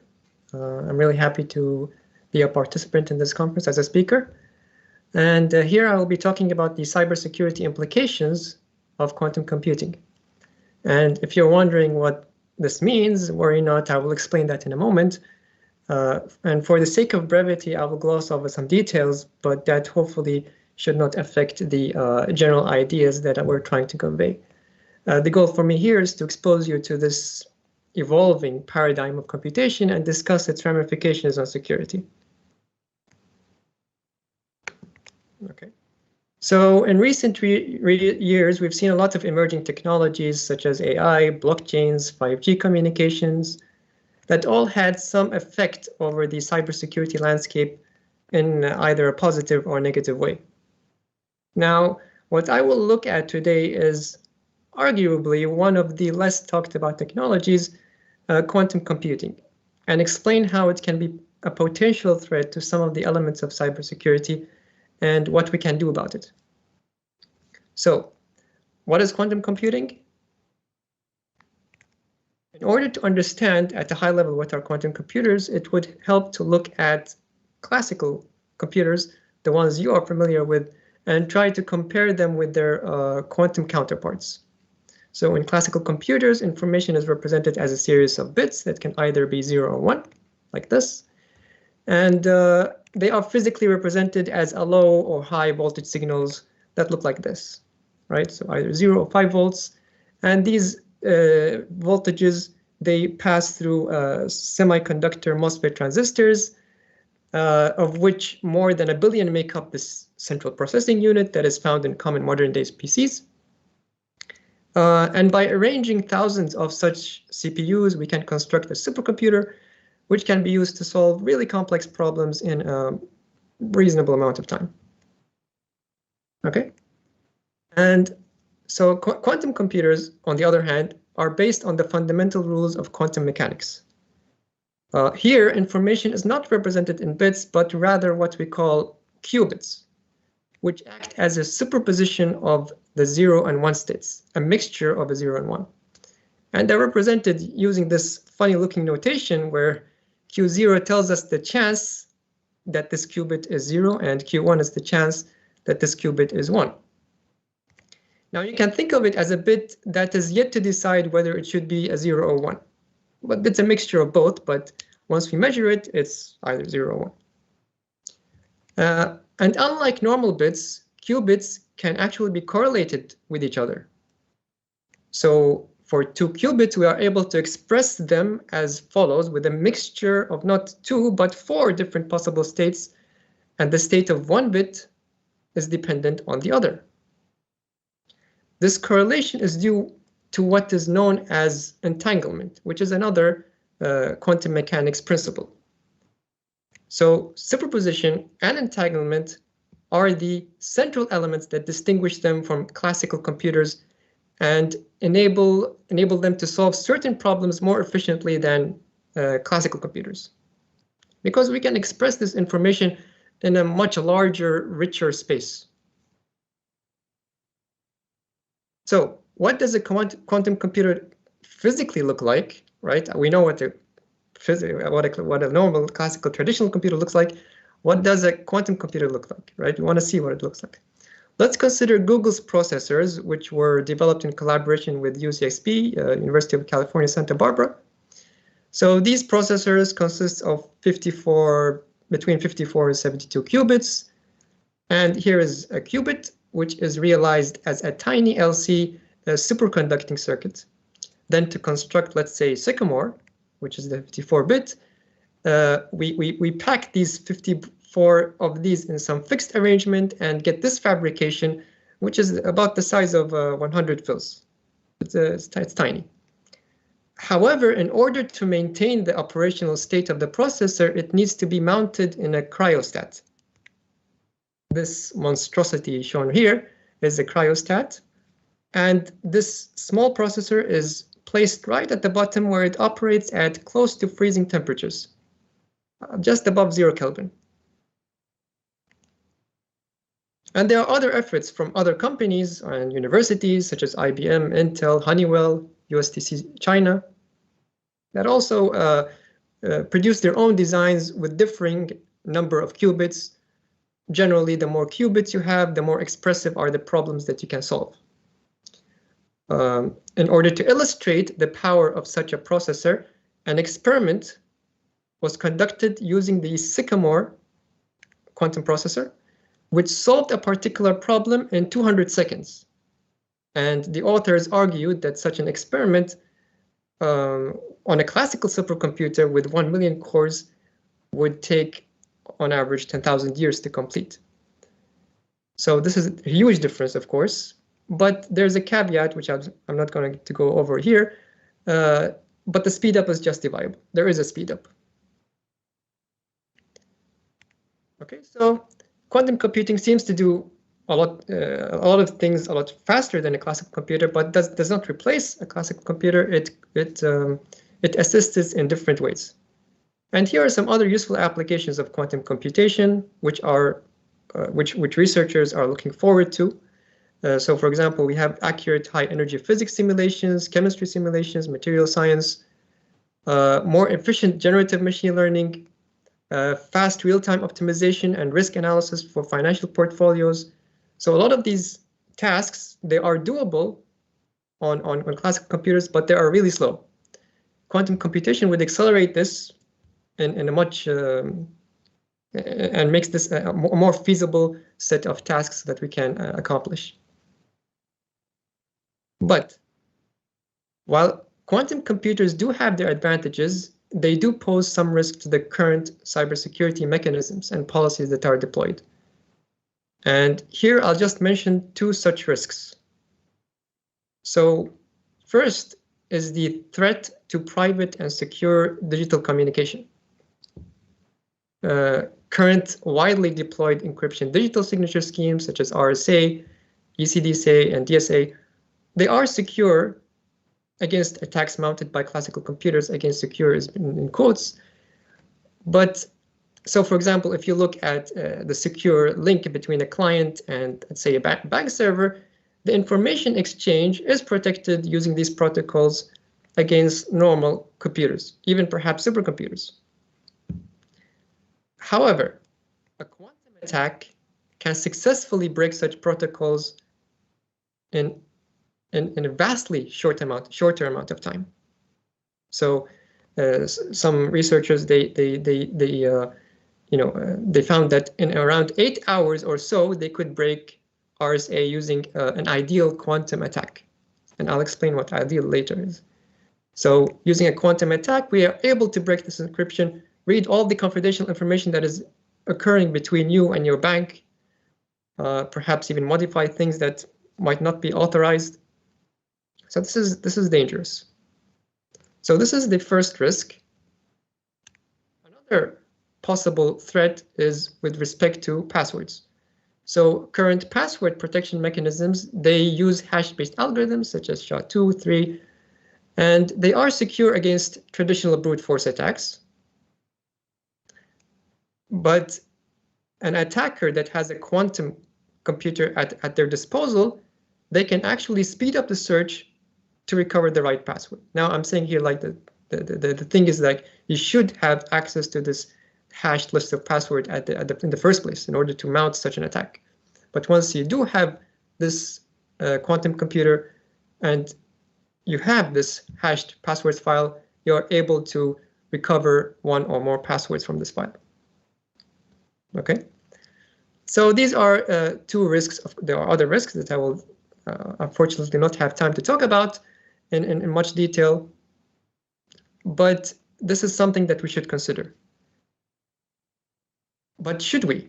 So is this thing, do we really need to worry about such a quantum computer, especially since, you know, only small select of companies or organizations, they have access to it? Well, large-scale quantum computers still have a long way to be fully realizable by the general public and be at a stage where they pose a realistic risk to security.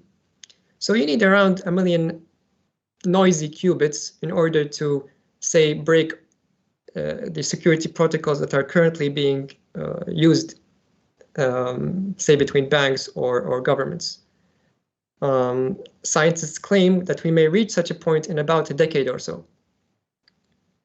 Okay, but this still does not mean that we're protected. So sure, we're protected against individual attackers, you know, lone adversaries, but we can't say anything about governments or adversarial, you know, organizations that have access to a large amount of resources, monetary resources, and could purchase such a quantum computer. It's quite feasible.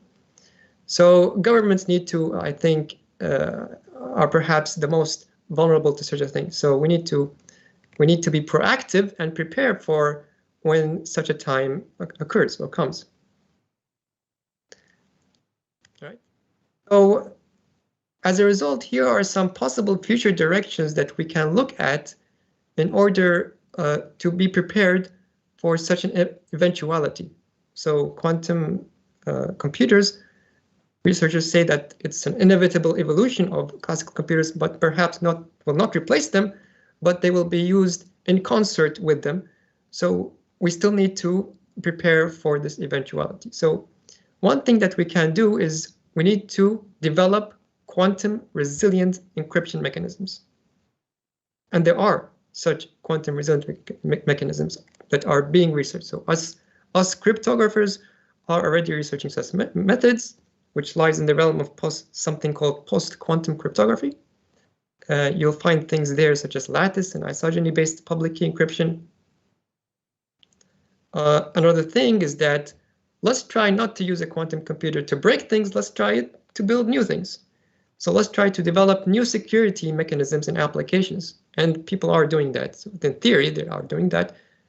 So they are developing random number generation protocols, key distribution protocols that allows you to use quantum computers to transfer two keys, sort of like a teleportation mechanisms, without damaging the security or the confidentiality of these keys. And finally, and perhaps arguably the most important point, is that governments, industry, financial organizations, cloud service providers, they need to prepare to upgrade their infrastructure. Perhaps not immediately, but eventually this is going to happen, and this transition is not inexpensive. So this transition should be taken into consideration, perhaps put in like in a long-term plan, to consider that quantum computers are a possible threat, and we need to consider them as part of as part of the post-quantum transition towards post-quantum resilience. So we're going to see, if you want to do that, you can actually see NIST standards for guidelines, which they already talk about the standards that are necessary in order to go towards this quantum secure world. I think that's it for me. So thank you very much for giving me the opportunity to present here, and I think I'll leave it to you, Aisha. Thank you very much. Thank you very much, Dr. Amir. And now we will go to Dr. Qasim, and he will talk about building cybersecurity knowledge and capability here in Kuwait. Professor Qasim, go ahead. Good afternoon. I'm happy to be with such inspiring group of people. I'm Qasim Saleh, a professor at the Department of Information Science at Kuwait University. My talk is for sure has the educational flavor, building cybersecurity knowledge and capabilities in Kuwait. I'm going to briefly go over models for assessing cybersecurity maturity level and readiness, and I will talk about the basic requirements for building cybersecurity knowledge and capabilities. We'll talk about investing in the human capital, awareness, certification, and education, and we'll talk about our modest contribution here at Kuwait University now and the plan for the future.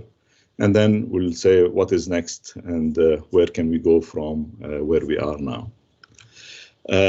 There are four models that are well known in the on the arena for the assessment of cybersecurity maturity levels and readiness. I can group them in two. One is at the national level, building cybersecurity maturity at the national level, and we have the one by ITU, the International Telecommunication Union, which is the Global Cybersecurity Index. And we could see here it started in 2015, then they have a report in 2018, and there is an expected assessment out soon at the end of the month in June 2021. There is also the cybersecurity capacity maturity model, which was mentioned by our colleague in CITRA, which is also for the national level. And that is, they have a revised model with all the assessment mechanisms that was published in 2021 recently. At the organizational level, we have two models to assess the readiness of organizations and maybe institutions related to resilience. So we have the resilience management model, which is by CERT at the Carnegie Mellon University in 2016, and they have a revised one also in 2020. There is also the Spanish here effort on assessing cyber resilience improvement indicators, and that is also a revised model, which is in 2020. In red, we see here the naming of the educational aspect and the training aspect, the human capacity building aspect. They call it capacity building cybersecurity knowledge and capabilities for organizations, organizational training and awareness, and also cybersecurity training.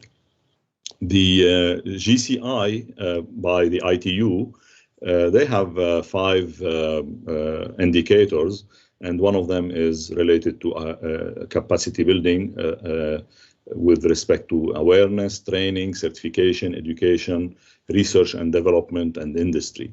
In the last assessment in 2018, Kuwait was, I think, around between 70 and 80.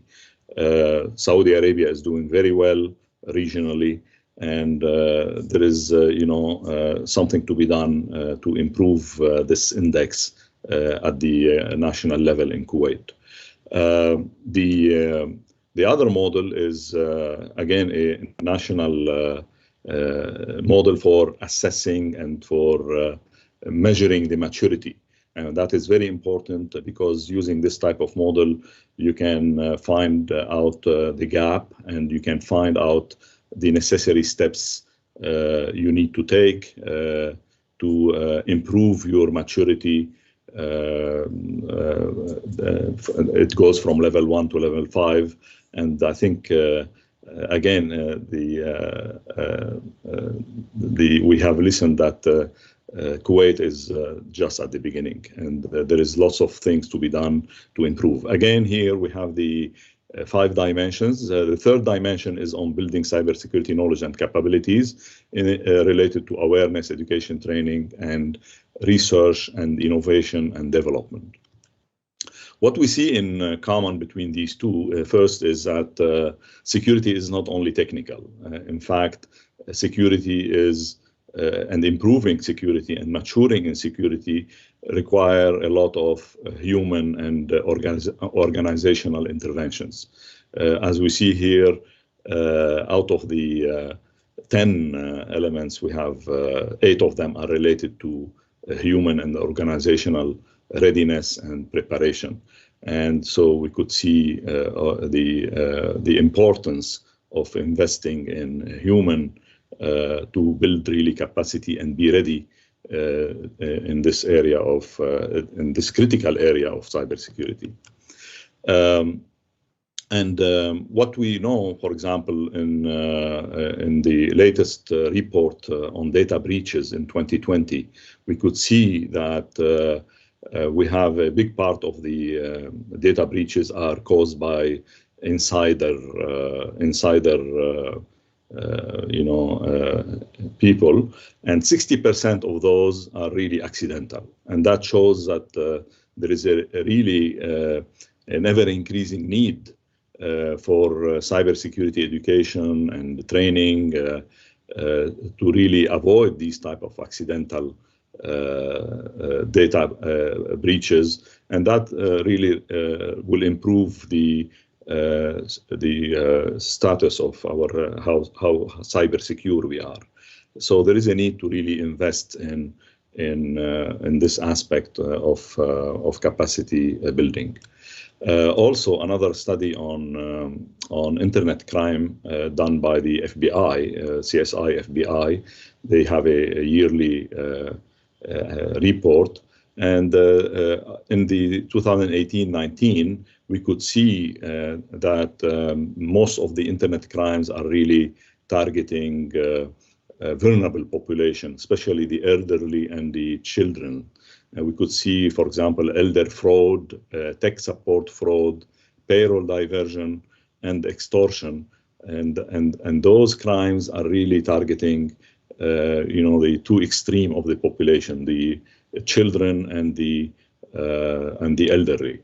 And so there is a lot to say here about awareness, and so we need to bring the awareness and give it a closer attention because, for example, in the case of Kuwait, we are dealing with a large proportion of the population is young and below 20, and they are really vulnerable. And we need to really make them more aware to avoid lots of problems in security. In fact, talking about awareness, last week I'm a faculty at the university and I received an email. It says we could not deliver your parcel because you have to pay 1.15 dinar. First, they use 2 digits instead of 3 digits for the fills. And they have a moc.gov.kuwait, but when I'm knowledgeable in security, I went and I checked the email address, and it was h4g.co. And so you could see this is a phishing attack that it's a smart. They put a small amount of money, but they are really after your information. I brought this to the attention of the Information System Center at the university, and I think they are aware. I mean, it looks like we have received many emails from them alarming about potential things like this. But this is really last week, and it is happening. So you imagine if an elderly person with less literacy on cyber and cybersecurity, they would really fall for this, especially because it is also attractive. I mean, it's only 1.15 KD plus you get a parcel. You are wondering from where this parcel comes. Let me talk about the elements of building cybersecurity knowledge and capabilities, and that is at the national level, and that's coming by aggregating those 2 models. One, we need to build cybersecurity awareness, public cybersecurity awareness campaigns. I would like to see billboards. We never saw billboards in Kuwait other than McDonald's and Kentucky. We really need to see something related to cybersecurity. It is eye-catching, raising. We need to see dedicated websites for the children, for the adults, for the elderly, to really help them, and increase their literacy in cybersecurity.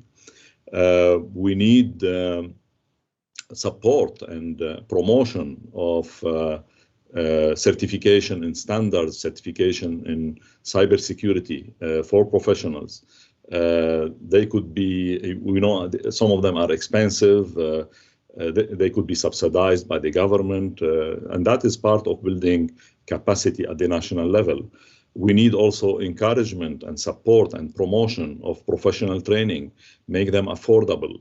That will really also contribute to increase readiness. And again, in my domain, we need educational program and academic curriculums. We know in Kuwait there is no, as far as I know, there is no bachelor degree in cybersecurity or anything closer to a bachelor degree. We have, sporadic efforts here and there, courses here and there, maybe optional, not mandatory, but we really need to see those things visible, and I'll talk about this aspect in a moment. We need to build research, innovation, and development programs, encouraged, subsidized by the government, supervised by the government. The government is the main stakeholder in providing, the support. So we need to build this, and by building this, we hope ultimately to build a homegrown cybersecurity industry by having encouragement and incentives from the government, by providing facilities, by providing training, by providing financial support. That really will help in sustaining cybersecurity, in having cybersecurity software, for example, homegrown, so we don't rely on, and then that will really increase the national security. Now, definitely collaboration with within and with the outside world would really help in building such a thing. And that is, maybe in the long term and maybe in the, very optimistic view of the maturity. As I mentioned, investing in human capital is key to increase your maturity or our maturity in terms of cybersecurity. Investing in human capital is preventive and deterrent in nature. We will be preventing lots of unintentional harms by unskilled employee, by unaware citizen. So we really need to be preventive, to be deterrent, so that we can, have a higher return on investment. The investment in awareness programs and training is much lower than the big investment in technology and in infrastructures. Yes, we still need safe and secure infrastructures, but we need the people that are well trained, well aware to make efficient and effective use and secure use of this infrastructure. We really should aim by building human capacity there, and local and national. We are really aiming at sustainable cybersecurity and eventually cyber resilience. By building your own national capabilities, people are skilled and they are local and they are not going to go to another country. So you are really growing homegrown professionals. And so that is one way of sustaining cybersecurity. As immediate actions on awareness, from my personal point of view, it was mentioned by Ali, our former master students. He mentioned that if we don't measure, we cannot manage. It's not only we cannot manage, we cannot improve. Nothing is improvable if we don't have an idea where we are. So we really need to measure. We really need to collect data. I haven't seen, any, comprehensive analysis or assessment of the cybersecurity situation in Kuwait. We don't know how many incidents were reported. Maybe, we need to make organizations aware that giving such a data is not, a shame. It's really going to help to improve our posture in cybersecurity. We really need to raise awareness and digital immunity. It's not only being immune for corona, but also being immune against cyber attacks. So we really need the digital immune citizen, the cyber ready citizen.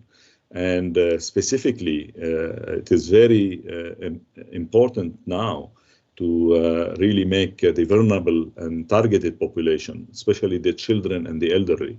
And that is a big proportion. And we can really make, life easier in the society. And we know that people are suffering, especially, with threats and extortion for children and for elderly. It is causing lots of pain for a lot of people. For training and certification, we really need to develop customized training programs dealing with sectors in the society, dealing with the different sectors of the population. We need to encourage certification for IT and for security professionals. And we need to encourage and develop continuous education programs for sustainable cybersecurity. In terms of certification, a study on the top most wanted certifications in terms of hiring, and that is coming from a recent search on this. The CISSP, for example, the Certified Information System Security Professional, it has 147,000 persons certified worldwide. And others like the CISA and the CISM, the famous certified ethical hacker. And we have finally the beginners cybersecurity professional is the Cybersecurity Plus, which has 500,000 worldwide. This is very important to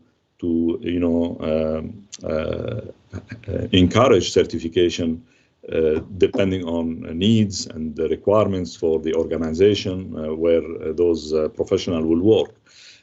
Just to give you an idea, in Kuwait, in the last count, I checked it yesterday, it's 83 holders of CISSP in Kuwait, and that is very little. In Saudi Arabia, there are more than 400. And so it is for CISSP, it is really a comprehensive certification. I'm happy that I have been able to maintain my certification in here, which I obtained in 2005. It's a very elaborate certification requiring 6 hours exam plus experience. What is good about it, it is even for beginners without the experience, you can get an associate of this certification. And so once you have the associate, it really puts you on track. You need a few years of experience and you get the full certification. In terms of education programs and curriculum development, now we know that cybersecurity is part of the computing curricula. There were 5 computing programs that are accredited and recognized as professions with clear, body of knowledge and code of ethics and etc. And in addition to computer engineering, computer science, information system, information technology, software engineering, now we have cybersecurity, and that is a document by the IEEE and the ACM, and you could see the purple middle is the security, which really touches on all aspects of computing, software, hardware, and organizational information system aspects. The security now, it's a profession. It has a body of knowledge, code of ethics. It has lots of professional organizations and lots of professional certifications. And eventually in Kuwait, we'll have professional registrations recognized as professionals with the particular organizations. As the body of knowledge, the ACM, IEEE, and IFIP, and the Association for Information Systems, they have worked very diligently and hard. Is a very huge collaborative effort that led to the development of what they think are the knowledge areas that should be in cybersecurity. This is a very large document, about 150 pages, which goes into the knowledge areas and the knowledge units that are there, and the learning outcomes that should be out of this particular view of the curriculum. And thank you, Dr. Qasim. Unfortunately, we have time constraint. Yes, I will mention maybe during the panel discussion. Maybe let me conclude with the last thing. What is next? We need to increase national maturity and readiness for cybersecurity to improve cyber resilience capabilities and maintainability. We need to systematically collect data and assess periodically so that we can improve. We need collaboration. This is a very huge effort that needs to be synchronized and concerted effort. Coordination among universities, CITRA, CITRA, KISR, KFAS, NGOs, media. It is not a one-man show here. It is not one organization show. Universities should play an active role in bridging the gap. We can contribute a lot to awareness programs, to training, to education, and to research and development. Government also should support and facilitate efforts to help mature as soon as possible, increase our level of maturity. And that is really a way to really meet the requirements and the implementation requirements for Vision 2030, Kuwait Vision 2035. Thank you for listening, and I'm happy to have joined this wonderful event. Thank you very much. Thank you. And now we would like to move to the panel discussion in building capacity in cybersecurity, moderated by Dr. Omar Ibrahim, who is Assistant Professor in the IS Department. And will join the talk Professor Qasim, Mr. Vivek Joshi, who is a Deputy Counselor for Economic Affairs in the US Embassy, Engineer Ali Khalid, who is the head of the IT Security Unit at the Central Bank in Kuwait. Also, Mr. Mishal Zayed, who is the head of emergency response section at CITRA. Go ahead, Dr. Umar Ibrahim. Thank you. Okay, thank you. I'm pleased to join the panel as the moderator. So I'll be asking questions to our beloved guests. So stay tuned. We have interesting discussions coming our way. Before we do that, let me just introduce myself. My name is Dr. Omar. I mean, Aisha mentioned a couple of things. Probably want to kind of touch base on my background. I mean, I studied abroad in the US. I got my PhD and master's, both in computer science from the US. And I have,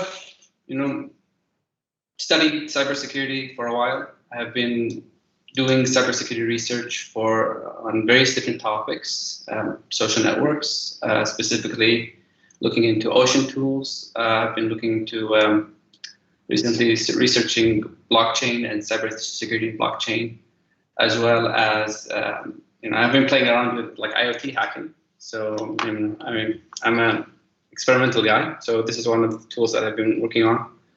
This is like an SPI like injection tool, which you can plug into devices and flash devices like a webcam by injecting your own firmware.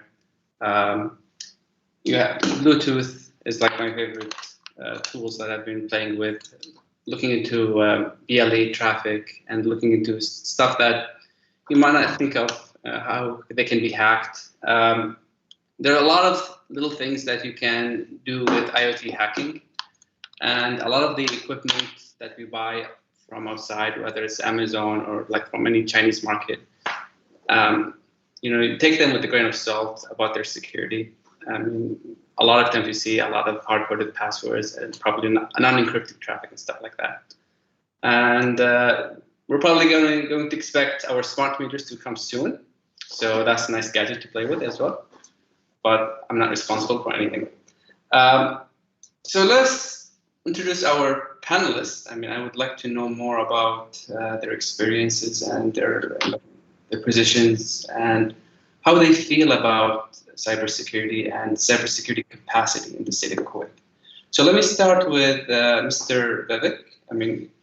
Please feel free to introduce yourself and just give us an opening statement on your thoughts. Sure. Thank you very much. Can you all hear me? Yes, good. Thank you. So first of all, thanks to the Department of Information Sciences at the Kuwait University, and specifically to Omar, yourself, Dr. Dari, and your capable team for hosting such an interesting event. I think it's long overdue. I think it was extremely useful. I sat through the entire presentations, and it covered a wide range of issues that definitely need more attention. So to introduce myself, as you said, I'm Vivek Joshi. I'm the Deputy Economic Counselor here at the U.S. Embassy, and I primarily cover three major portfolios here: the oil and gas industry, cybersecurity, and aviation. And all three were touched upon in some ways, one way or the other. So in terms of cybersecurity, I think my role here at the embassy is sort of, create an overarching environment through a cybersecurity working group that we have within the embassy to not only interact with all the agencies that we have, for example, Department of Defense, Department of Justice, FBI, and so forth, to coordinate with those agencies within the embassy and have a comprehensive sort of whole of government approach in dealing with the government of Kuwait. And so I think my role here is to not only look at what we can offer in terms of developing capacity with our host government, but for primarily two purposes. as you know, U.S. and the and Kuwait are interlinked through a very long history. I mean, we just celebrated 60 years of diplomatic relationships and 30 years of Kuwait's liberation. And through the thick and thin, we have been together, and our economic and security interests are interlinked very, very closely. And in a networked world that we live in, cyber security becomes one of the most important and a crucial sort of security aspects. So I think in terms of working with the Kuwaiti government, we work very closely with CITRA, obviously. And our goal is through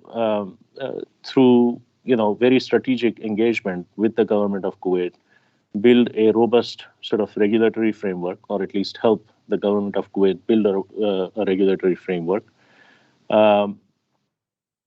implement some of the best practices, such as NIST's cyber framework, or help Kuwait reach the Prague proposals, for example, for 5G infrastructure, promote clean networks. I think that is one of the issues that we have been very, very closely working on, is incorporating trusted vendors. As many of the speakers sort of alluded to, users are contribute to the overall security, but at the same time, equipment within the systems also contributes to the overall security. And then finally, we want to create policies that attract reputable multinationals who responsibly protect data integrity, data security, cloud frameworks, and so on and so forth. And then finally, create linkages with U.S. Professional and educational institutions to sort of increase the overall resiliency within the cybersecurity. So that's basically my sort of opening statement, but I'll be open to discussions as we go along. So thank you. Good, thank you. Engineer Adam, introduce yourself and your thoughts. Sure. Sakum Allah bil khair. Good afternoon, everybody. This is Ali Al-Khalid, the head of IT security at the Central Bank of Kuwait. I'm the CISO of the Central Bank of Kuwait. Thank you for providing us this opportunity to talk about the experience of the Central Bank of Kuwait in cybersecurity. On a personal level, I have been at the Central Bank of Kuwait for almost 16 years. Experienced in IT operations, IT security, and cybersecurity.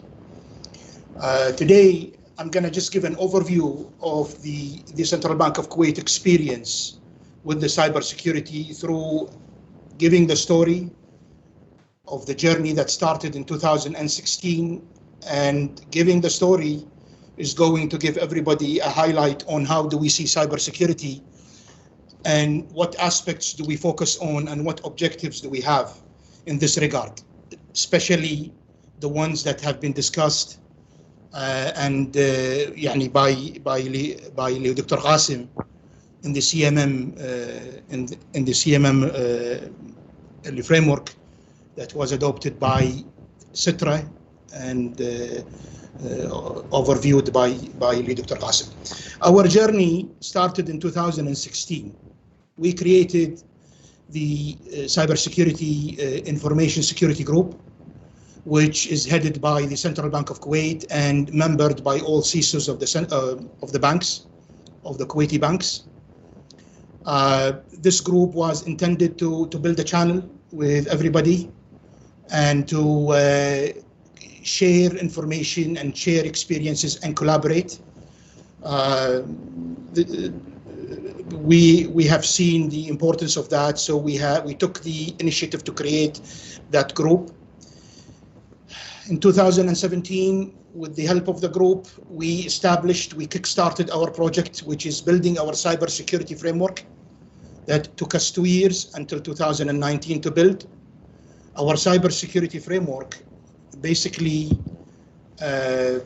had a clear objective, which is cyber resilience for the banking sector, and has different main pillars and components that are important. We feel it's important to the resilience of the banking sector. First, we formalized the work of the Information Security Group by having a TOR, terms of reference. We built a manual for cybersecurity controls, which we believe is important as to achieve the baseline security required, the basic hygiene for the banks and the non-banks, which are basically regulated entities with us. And we built a maturity model, a maturity scale, where we not only start or stop at the baseline, we go even beyond that in a journey that will basically take us probably 3 to 5 years. The control manual basically focuses on 4 major areas. One is GRC, which is the governance, risk and compliance, the technology and operations, the third-party security, and payment system security. These are the 4 pillars of our control manual that we have created. This is the second part of our cybersecurity framework. The third part is basically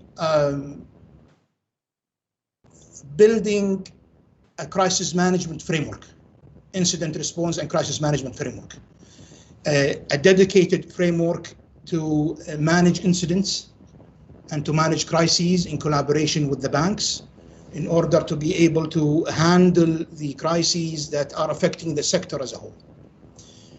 Now, this is number 3.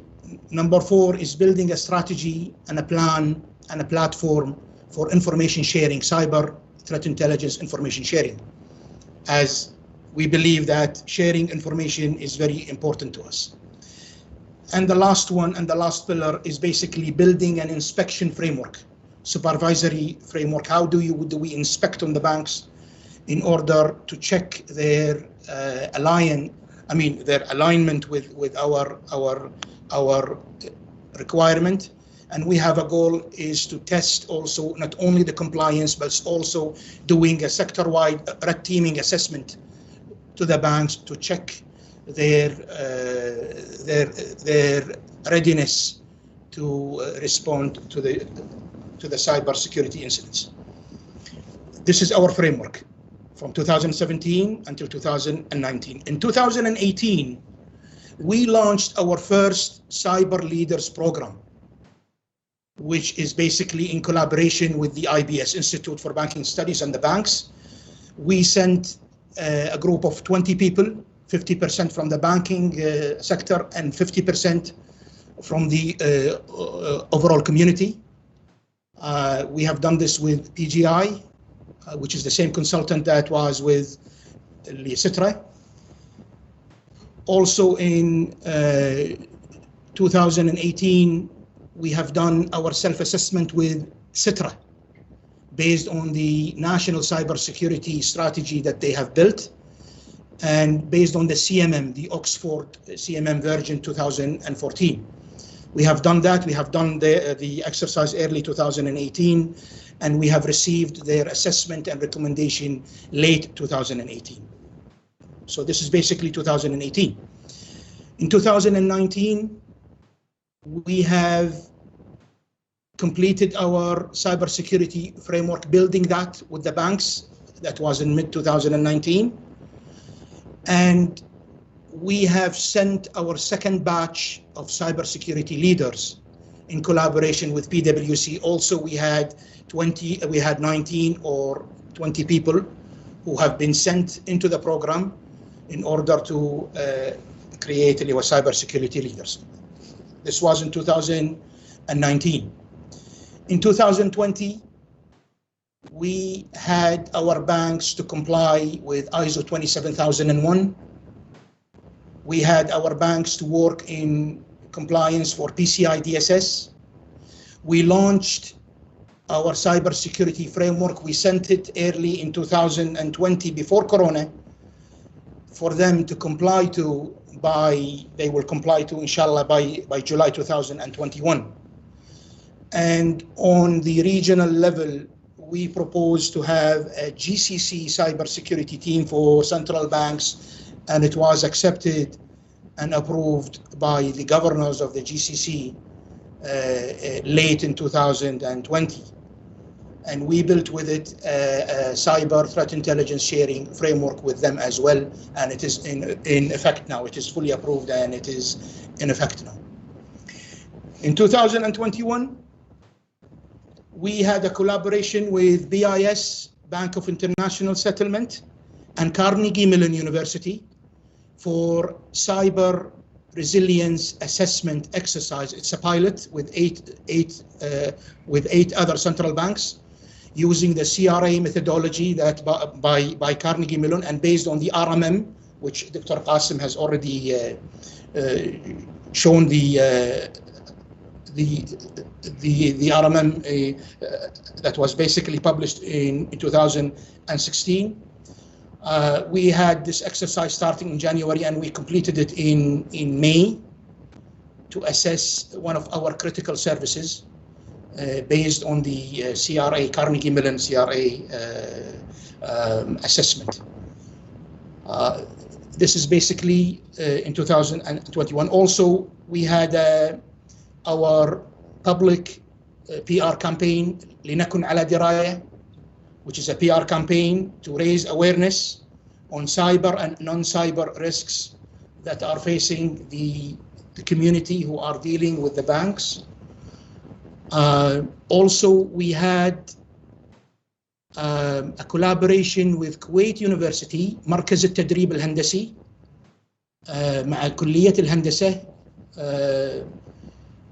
and we received trainees from Kuwait University to train with us, train in our environment on cybersecurity, and we use the methodology that is, I'm sure you have heard of, is NICE framework, which is the National Initiative for Cybersecurity Education, the Cybersecurity Workforce Framework, which basically has an interesting methodology that basically starts with a task, it goes specific to the tasks, link it to the knowledge and skills required, link it to the roles, to the job role, and we were trying to align that with what students are getting in Kuwait University, what courses they are taking, and what information and knowledge that they are getting in the university that will make them ready for the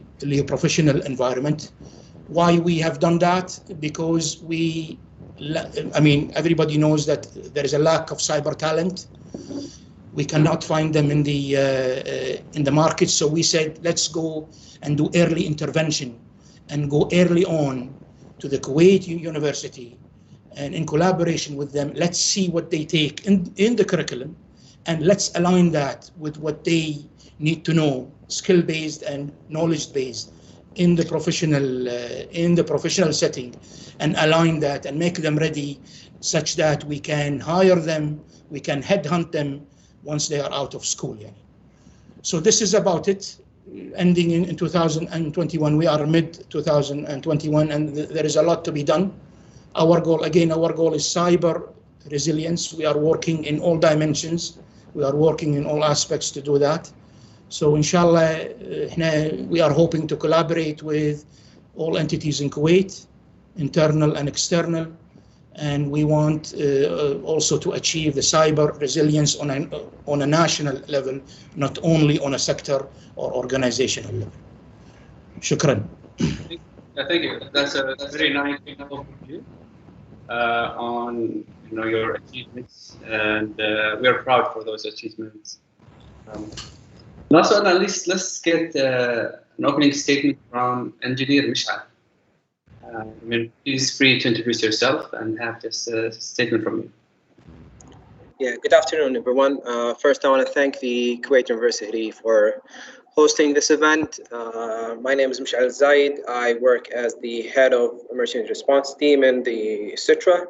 I was part of the team that translated what's called the strategy, the national strategy, to work packages and work building. So I know a lot of people are wondering, where are we currently in the cybersecurity on a national scale? So let me first introduce what happened in the past and where are we currently. That I'm just gonna go briefly on what happened before and where are we now.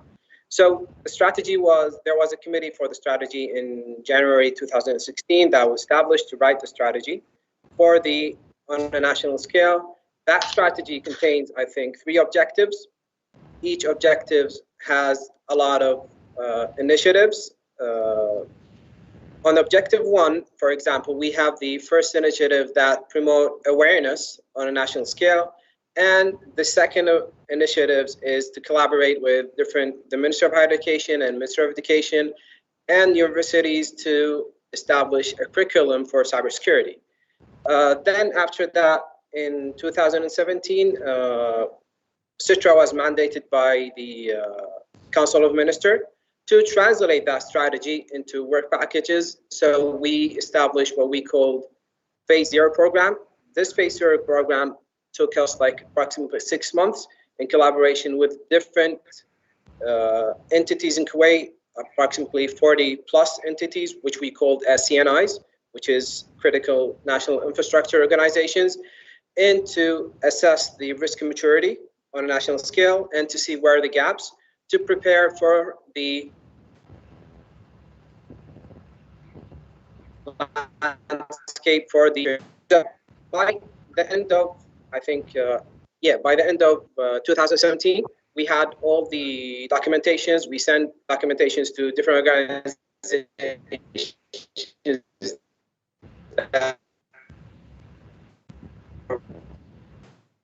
So after that, during that time, CITRA, or let's say Kuwait, has signed different agreements. We signed a memorandum of understanding with the UK, United Kingdom, and we signed a letter of intention with the United States, just to take their expertise and to get their idea on how to build the national center on a national scale. Therefore, we prepared all the documentations, we prepared what we need. Of course, one of the main pillars of building the National Cyber Center is to have a cyber academy. That cyber academy would be part of training and hands-on training on a national scale to fill the gaps in the missing talents in Kuwait. The Cyber Academy has approximately 4 to 5 levels, where we see each person should be assessed before entering which level. Therefore, we thought that universities and Minister of Education should have a curriculum to help us to push those people not to start with level 1. If they come out from the university having a good expertise, then they start with level 2 or level 3 based on their knowledge, which help us in providing more and more people across the country. Then after that, in 2019, there was an establishment for the National Higher Committee of Cybersecurity, led by His Highness the Prime Minister, to prepare all the establishment for the National Cybersecurity Center. However, due to the pandemic and what we're having, we had a delay in all of that because we needed other organization, what we call stakeholders, to review what we have done and to make sure that we are on the right track and to get their expertise and to get their views. Because as a standalone, we would never be able to do anything right. We have cybersecurity is a coordination between different organizations in the country. Therefore, there was a lot of reviews. There was a lot of back and forth discussions to get the best, let's say, practices. We know that we could buy the best technology. We could write the best practices, procedures. However, if we don't have the talented people, if we don't have the talented skill, with a simple mistake, of course, we're going to be vulnerable. So we needed to make sure that these three pillars, education, technology, and processes, be at the highest maturity.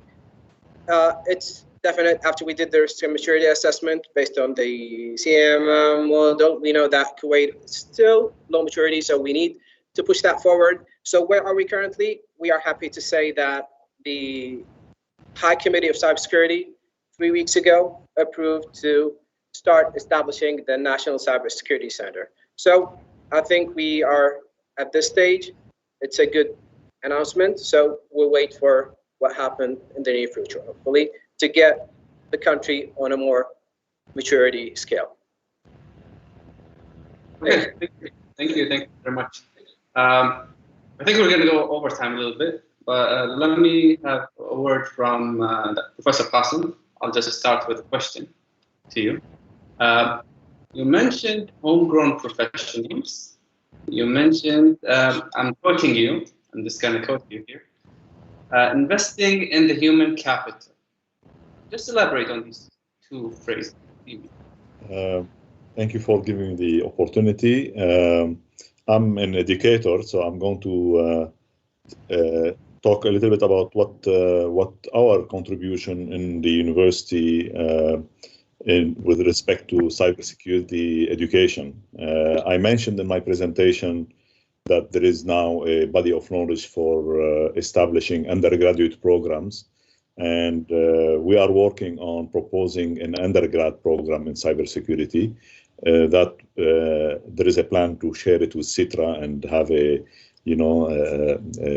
conversation with them to see what is best fit. It is an effort organized by also Dr. Dari. But I can tell you at the graduate level, at the master level, we have a master in computing information systems, and we have a track on information security. We started this 2 years ago. We have courses ranging from cryptography to forensics to risk management to disaster recovery, contingency planning, also web application security or software security. So we are there. We already have 2 master theses in security. There is a couple of other theses ready to go for defense. So that is our modest contribution to really providing skilled professionals to the market, and we hope they will be. They are already employed. Many of them are in the oil sector, but we would like to see more of those graduates as we move in this program. We also recently, a couple of months ago, we proposed a higher diploma, which is less than a master degree, but it's only 8 courses, and we target professionals that are either in the cybersecurity field or they are IT professionals and they would like to move there. That diploma has 8 courses, and it is heavy on cybersecurity courses, in addition to project management, because after all, if you want to improve in cybersecurity, it is really a project or a mini project. So these are our modest contributions.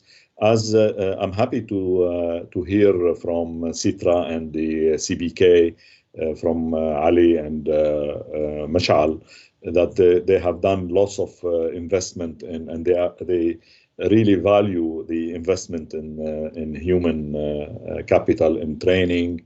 Those programs on cyber professionals and are excellent. We would like to collaborate on those aspects. Again, as it was mentioned, it is a huge undertaking, and it really needs concerted collaboration so that we bring the level of maturity and readiness high. We can work on really the cyber-aware citizen or the cyber-ready citizen, which is really important, as I mentioned, for the vulnerable population, like children. There is a lot of pain. I'm sure everybody has stories. We have heard about stories of lots of things that can be avoided by training and awareness. That's my talk on this, and happy to. Okay, good. So let me ask brief questions so we don't go overboard on time, or at least minimize that. I want to start with some news, okay? So I just want to, there was a news item dated May 22nd, 2021.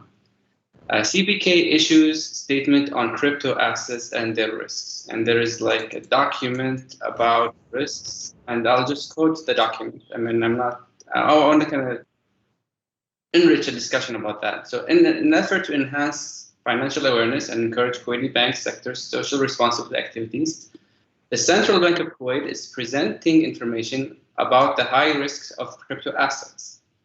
The CBK supervised Dr campaign, I think you mentioned that. So managed with the Kuwait Bank Association with the participation of all Kuwaiti banks. So there is what I understood from this news item is that there was some awareness campaign about cryptocurrencies and the risks involved in those. What catched your eye? I mean, do you see any problems like with people trading cryptocurrencies in Kuwait and there's like fraud transactions or money laundering going on, or is just perspective? You're trying to build a perspective on the topic. Is there? Yes. Look, the subject of cryptocurrency is a big subject, but let me just give you the position of the Central Bank of Kuwait as it is revealed by our PR campaign. We are highlighting, we are doing two things. One, we are trying to educate people that virtual currencies are something, cryptocurrencies are not virtual currencies. We are talking about cryptocurrencies specifically as a risky investment for people to go and speculate on. We are just highlighting the risk of speculation. When people, they want to invest their money because they are driven by the high value. We need to make sure as part of our responsibility to tell people, be careful. These are high volatile. These are unregulated. When we say unregulated, we don't mean that it is just not only accepted or denied in one jurisdiction. We mean that these are open infrastructures, networks, and they are basically not regulated by a single entity. So be careful about it. This is our message that we pass to to the community. The other thing is that people are mixing up, if you allow me, people are mixing up with central bank digital currencies, stable coins, and cryptocurrencies. Okay, central bank digital currencies are a different ball game, different creatures. Stable coins, which are basically, they exist now and they are backed by real currency, fiat currencies, and cryptocurrencies which are volatile like Bitcoin or Bitcoin. So I hope I have answered you into that, because it's our responsibility to make people aware of the risks. We as a regulator, we are responsible to make sure that risk is managed when it comes to banks and also when it comes to the public. I hope I have answered you. Yeah, I'll follow up with a question, and Mr. Mush, I'll get ready on this one. So you mentioned stable coins. So can we expect the dinar to be a stable coin, for example? That's one aspect. Is there a legal blockage on this? So can I buy from some Forex cryptocurrency exchange. I want to transfer to a bank in Kuwait. Do you have a problem with that? And we are now studying that, and it is not only the Central Bank of Kuwait. Many people think because the crypto assets are called cryptocurrencies, they think it's under the mandate of the Central Bank of Kuwait only. We, as a Central Bank of Kuwait, we are basically a member of the higher committee for AML, which is headed by اللي هو Financial Investigation Unit, membered by Central Bank of Kuwait, membered by Capital Market Authority, membered by MOI, membered by many of the government agencies that are basically stakeholders in this. We are basically studying that to either regulate or not regulate. We did not make our final position in that because it's still under study with the committee. This is coming soon, inshallah, probably this year or probably early next year, because Kuwait has to comply and has to be ready for the international audit by the FATF. I'm sure you know FATF. This is the financial, the international organization that combats AML and terrorist financing. They are going to have an audit in Kuwait next year, and we need to be ready for that. And their mandate is either to regulate or not regulate, and you have to justify that. We are still working on that as a CBK and as a committee that has more members and more government agencies than CBK on that. Yes. Mr. You're here. Can you have a statement on what's the CITRA's position on the topics? Cryptocurrency. Something how you have discussed, or you have? Sorry. We were talking about cryptocurrencies and regulating cryptocurrencies. Is that something that CITRA is involved in? Is that within the scope of CITRA at all? Yeah, we have received actually to be of the committee that be within the central bank, just to see and overview what is the risk of blockchain and what is the risk of cryptocurrency, blockchain technology. But as is what could have happened and just started, we would meet in the June, and then we'll discuss and what procedures that we can take as such to protect the country from any, let's say, money laundering or any illegal issues that could be used from the cryptocurrencies. So we still on, let's say, on the beginning of that, so we haven't got anything yet. So we should meet soon, and then after that we can decide on what will be our role in this. Another question, have you discussed something about cyber insurance? Cyber insurance, just for the audience, is just like a regular insurance, but you get insured for risks that are involved with cyber threats. For example, hacking and vulnerabilities that are in your system, and you get an insurer who will have the liability for any damage or that can happen with hacking, for example. So that being said, have you thought about developing cyber insurance in the state of Kuwait, bringing that topic in to the service, or something you would like to discuss, or maybe just thoughts about it? Actually, from our point of view, from our perspective point of view, let's say the insurance is a commercial aspect, so we cannot decide because we see it from a, let's say, from a technical aspect. So if we need to see a cyber insurance, we should go to the, I think, CBK or MOC to discuss that more. And I think, again, we still, cyber it's a huge topic. There is a lot included in it. So we see from a, let's say, from a technical, the technical infrastructure, yeah, we would see, but again, insurance, blockchain, of course, we need to coordinate and with CBK and different entities such MOC to look at that. So actually, we haven't seen the cyber insurance until we sit with, I think, the people who are in charge of that. Yeah. Okay. So is that something that's not CITRA's viewpoint on it? You need some sort of consortium to talk about such topics. I mean, it's emerging topics. Yes. Is it a policy issue? Is it a technical issue? And within the policy framework, you probably want to put some policies on how cyber insurance should be regulated, right? What is the CBK's thought about cyber insurance? Look, I have to start with that CBK does not regulate the insurance sector in Kuwait. It's MOC, and there is a unit that has been established or was established in 2019 or 20, which CBK is a member on, that basically tackles the insurance sector in Kuwait.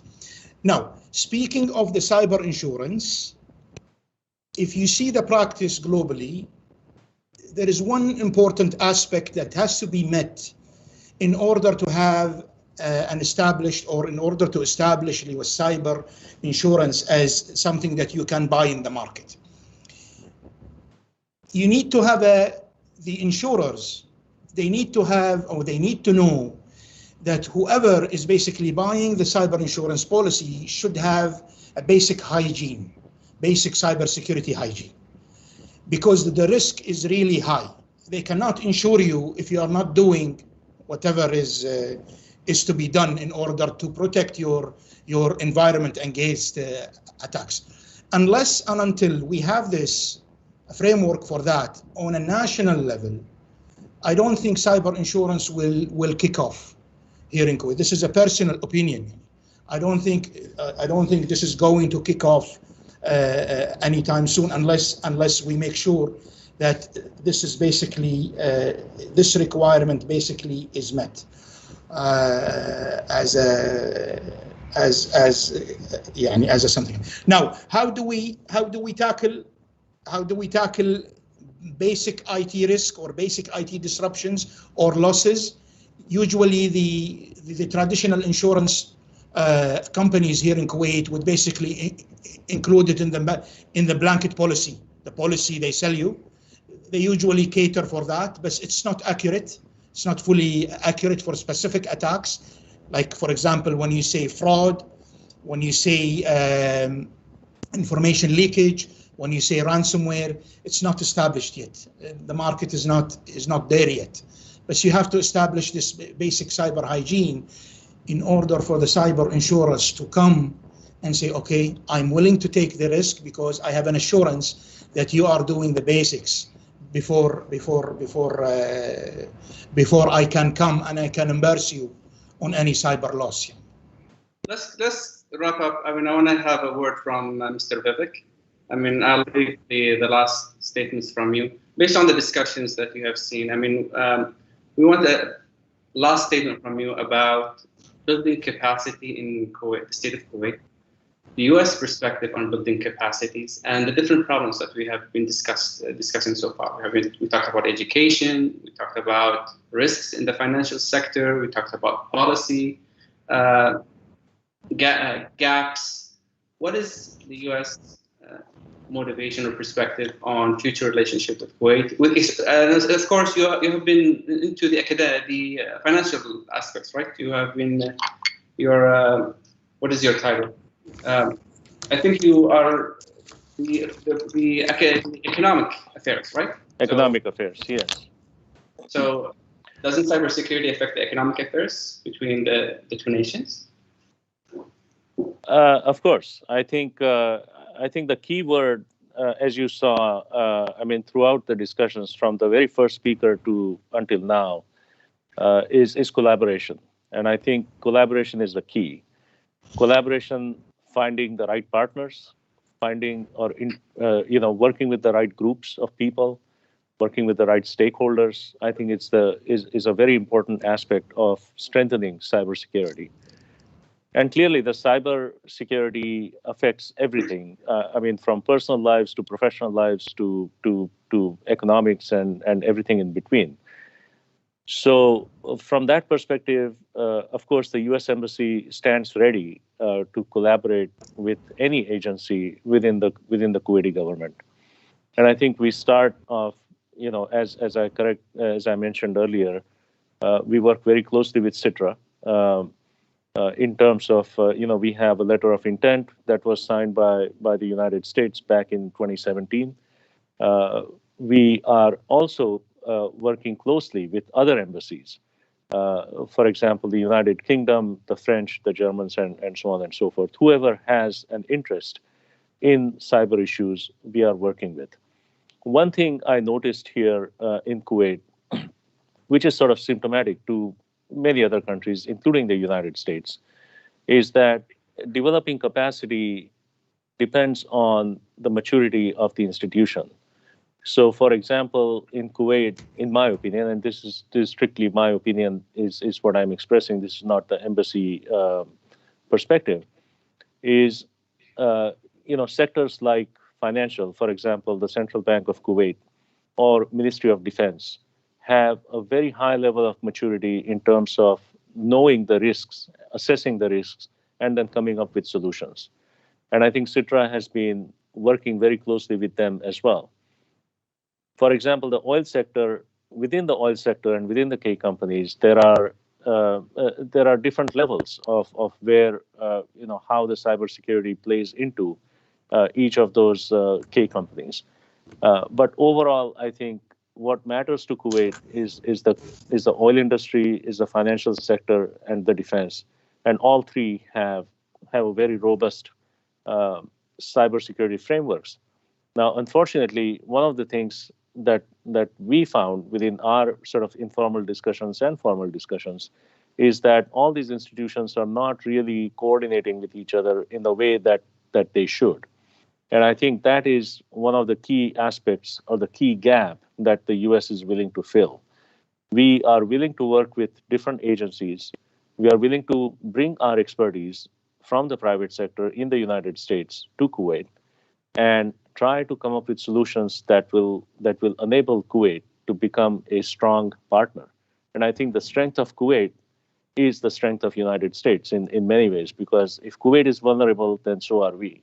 And which is why I think so important for us to be able to partner with everyone, with all the government entities in Kuwait. Thank you.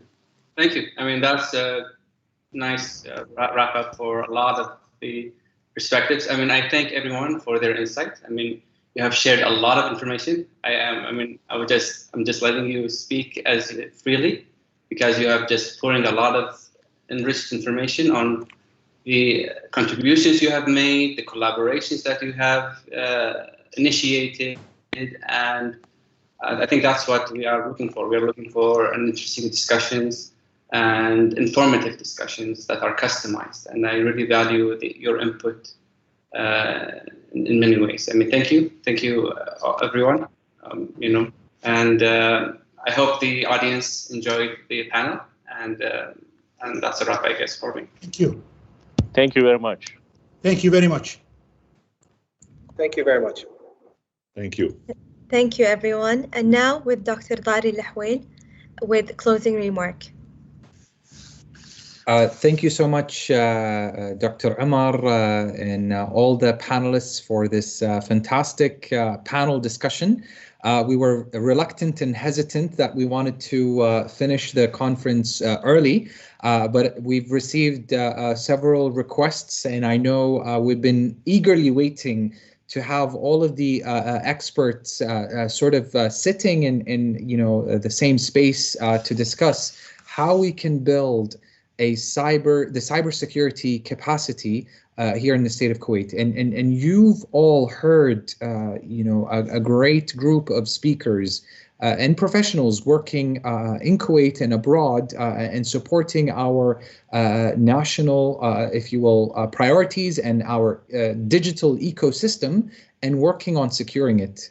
This event would have not happened without the great and fantastic support from our partners. This event was in collaboration with CITRA and the United States Embassy here in the state of Kuwait. So on behalf of the Information Science Department at the College of Life Sciences in Kuwait University, we'd like to especially thank them for their support.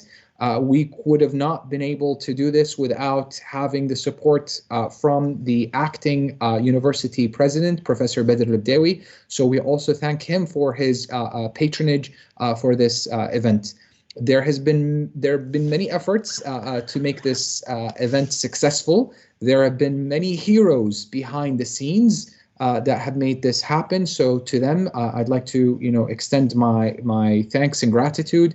Engineer Munia Al-Aidan, Engineer Sabah Al-Madani, Engineer Abdulaziz Al-Azmi, and our great MC, Ms. Aisha Al-Ajil. And one key and instrumental person was Professor Qasim Saleh to, organize and make this event happen from the kitchen, if you will, onto the digital stage here. So, we're very thankful. Inshallah, there have been many recommendations. We've been listening attentively to all of the presentations and everything that all of the speakers have made.